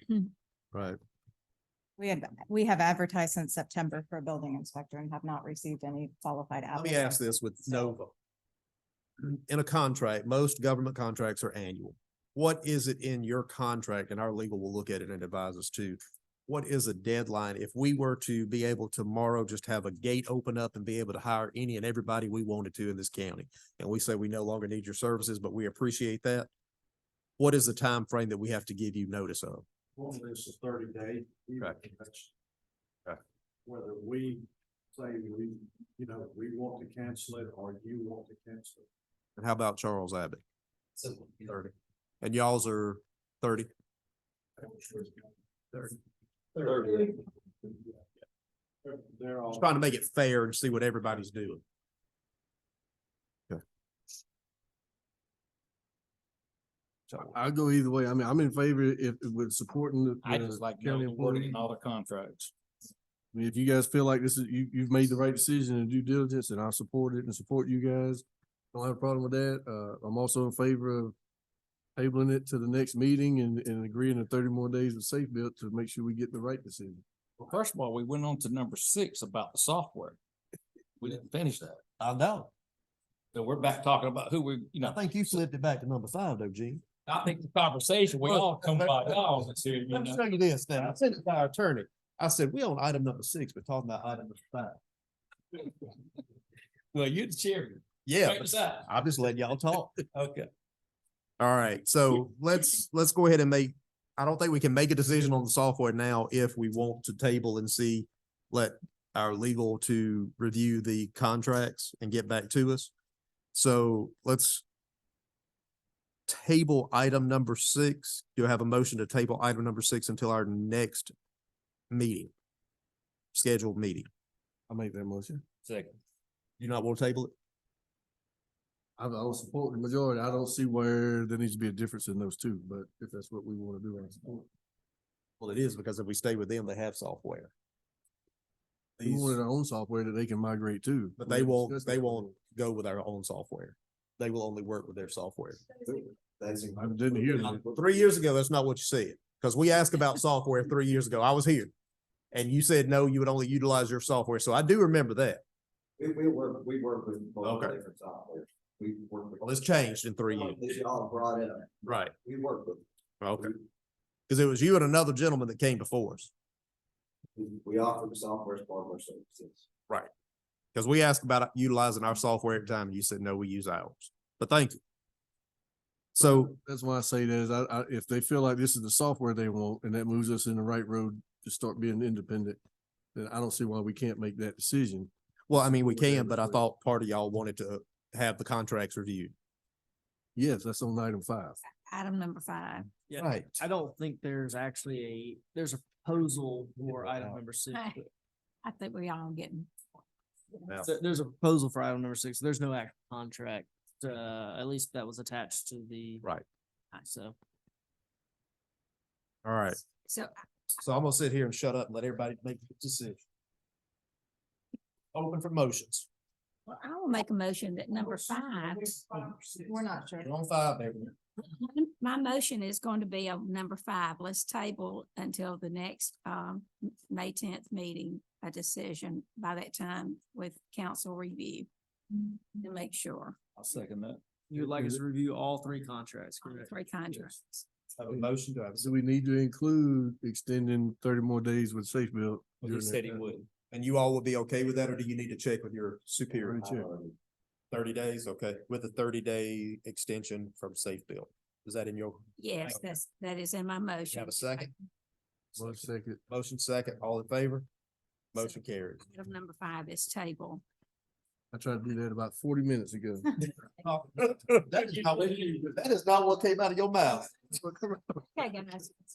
Number 6, I'm gonna make a motion. Let's go and move forward with the purchase of the software for, and I believe there's a name for it. What's your motion now? To purchase the Should software. go ahead and purchase the software. Software recommended by, yeah. I Yeah, second that. because no matter what, we have it for the We have- future. And if we stay with Safe Build or whoever, they're all willing to use it. But understand the reason I made that statement is because 3 years ago they said they would. Right, so, all Okay. right, so we have a motion. Do we have a second? Second. Motion and a second, all in favor. Motion carries. So. Able to that's catch up. taken care of, right? That was to purchase the software. It's the one recommended by staff. Cloud permit. Funding. Funding. The last software package we bought, one for tax assessor, one for tax commission, we paid for it with SPOS money. Well, this is gonna be 13 initial and then 9,000 annual after We that. can budget for the 9,000 We can after budget that. Annual. Yeah, let's budget the annual, but let's take the initial. Where do y'all want to take it from? This will be prorated, right? Cost.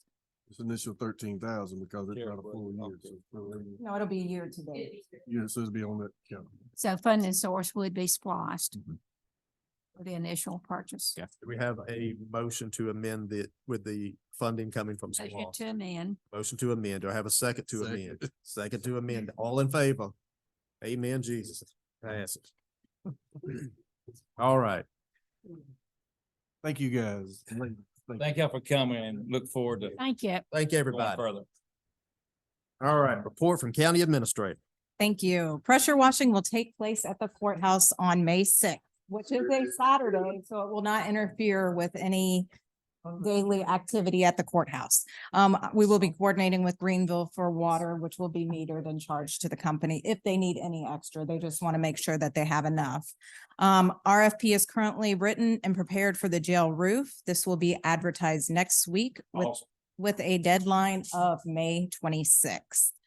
Coleman Creek project was pushed out by GDOT. I said it earlier, I'll say it again.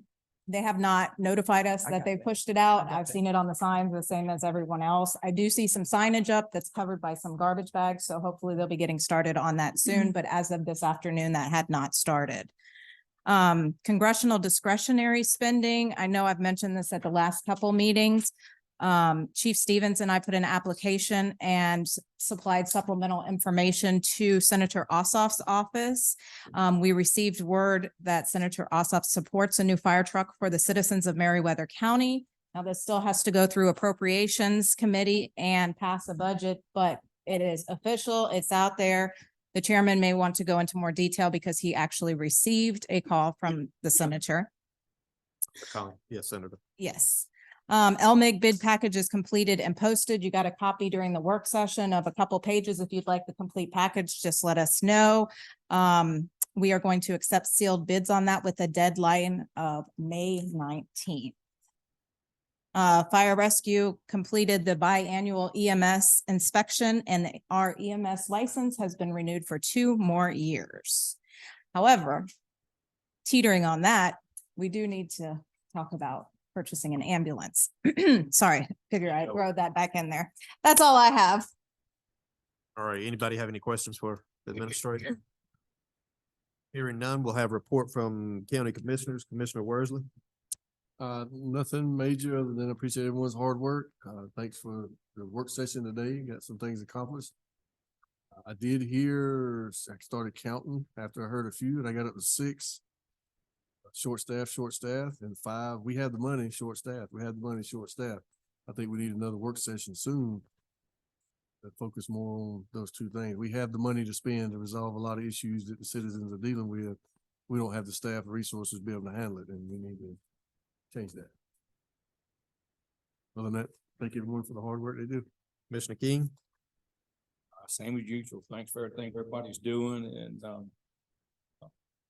works out like I said, did get some things accomplished, but I don't know if it's this fire chief's responsibility or if we need to be edging or helping, but we've got to do something with the firefighters and complaining about, they come here and they get put on an ambulance and so forth, this and that, and they're quitting. So, we really need to help guidance, whatever, whether it comes from Michelle's office or us or whatever. But I really think we need to focus for the citizens of this county on our fire department and our employees before we don't have one. That's just a good concern. I get a lot of calls from that. So whatever, expedite that and get some happy employees, that'd be nice. Mr. Plant. Only a couple of things, and we did meet with the comprehensive planning group late on the 12th and all that afternoon, and the next meeting will be scheduled for our next county commission meeting on May the 10th, hopefully around 2 o'clock that day.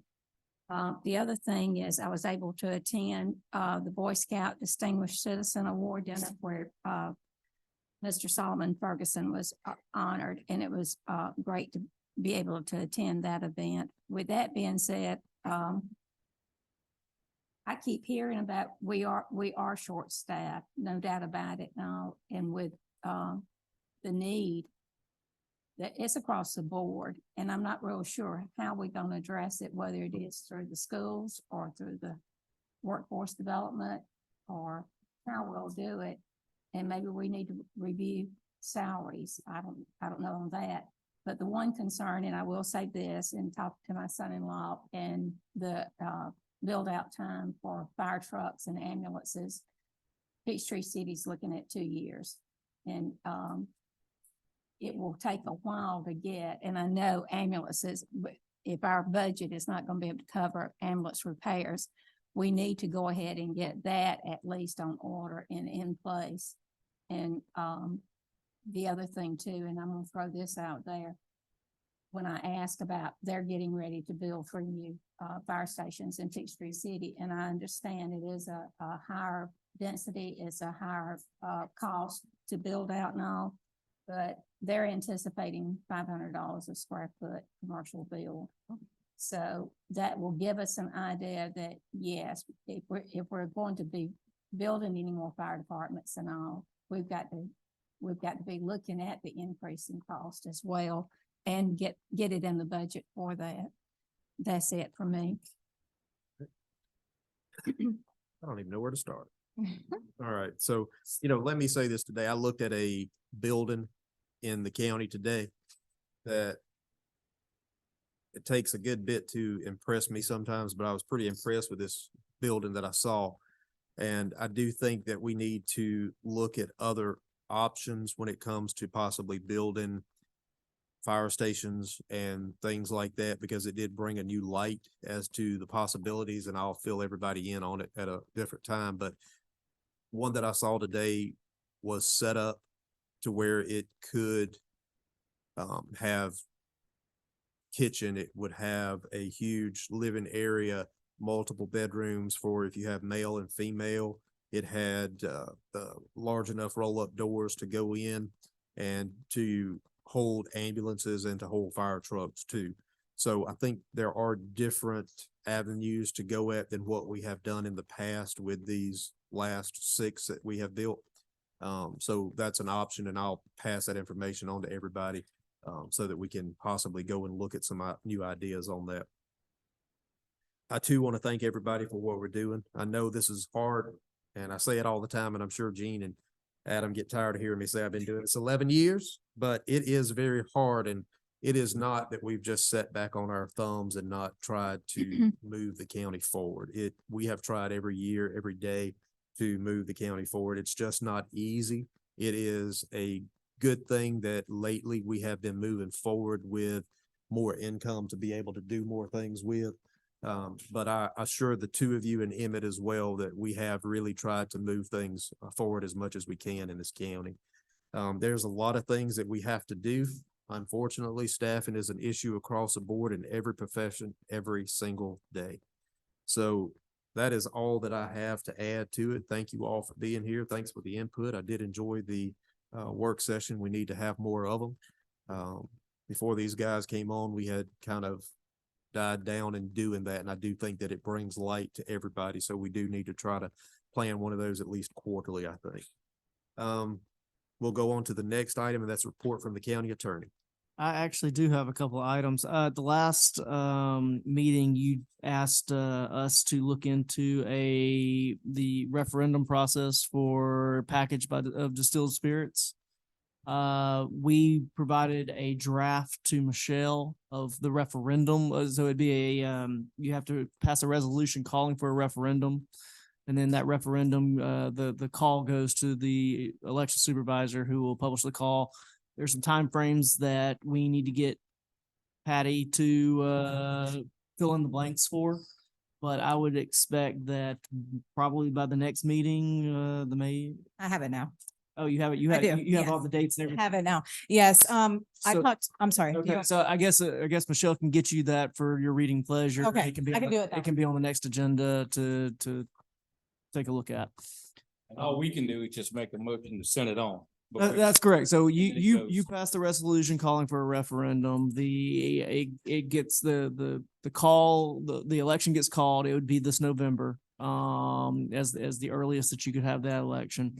Then I'm sorry. No, we don't. And it would be a cost of about $30,000 to the county if we did it in November, since we don't have a mandated election. The next election would be the PPM, I think. Don't have my notes. Presidential preference. Presidential primary for That's the 20. Primary. So that Okay, would be- so that would be the next one, which the Secretary of State will not announce until after December 1st, the date that will be. But we can have everything up and rolling because we do know that that's coming up. So if we do choose to do it in November, it'll be at a cost of approximately $30,000 to the county. If we wait when we're already having an election, So a few but- more months and we. can have it. correct, Yeah, I don't think correct. we need to spend $30,000. Yeah, no, Some dirt roads. I was assuming the earliest that you could have it is November if you wanted to wait for one. And then the vote, essentially, if it's a majority vote, then an ordinance, y'all have the ability to pass an ordinance that would then regulate, and we could address the actual contents of that ordinance at that time. So we do have the draft resolution, the draft call ready. It sounds like Michelle and Patty have already gotten together on the times. We had a that short conversation this afternoon, filled, yes. filled in. So, But now is this two separate things, like packaging and buy the drink? Is that two different? Yes, resolutions? yes. Like if a restaurant wanted to come, which I know we ain't gonna get a Red Lobster and them big restaurants anytime soon, but if they did want to come in Do we have it covered where they I can? believe packaging by the drink is already is. allowed Oh, is as it? long as it is serves more than 50% food. Okay, I didn't know that. Okay, all right, so good. So we'll just stick with the yes, packaging part. yes. And those are different, yes. So Michelle should be able to get you those drafts for y'all to take a look at Yeah. before the next Okay. meeting, and it'll Put it be, on it'll be next agenda. Right. And the other thing is, I can't believe Commissioner Plant did not mention that the Cotton Picking Fair is what, next week or weekend after next, right? She's usually the one on top of that, so I apologize. We mentioned that last meeting. oh, well, I wasn't here. But I do want to talk some more because I forgot what Michelle had said about Senator Ossoff. I was actually here. Yes. On a call and this weird phone call came through. It was Atlanta. Last time he called, it was out of DC. I didn't answer because I was on the call. And next thing I know, I get a text message say, "Hey, Chairman, this is John Ossoff. Your voicemail's full." So I called him back and I started to take that. we sat down and talked, and he said that he wants us to reach out to our other counterparts in the state, such as Drew Ferguson, and let them know that, hey, he's about to push us through appropriations and it is for a fire truck and he feels good that we'll get this. So I'm gonna call Drew's office in the morning, talk to him and let him know that this board does want him to help push that through appropriations, if that's what you all want to. But he does feel confident that we'll get one fire truck out of this. And I will send a copy because it is official. It is officially approved. It is published. So to speak. Yeah, we got your CDL license. Yeah, Might need some. yeah, yeah. But he did tell us, he said, "This is my personal cell phone. If you need anything, text me or call." I'm not giving it out.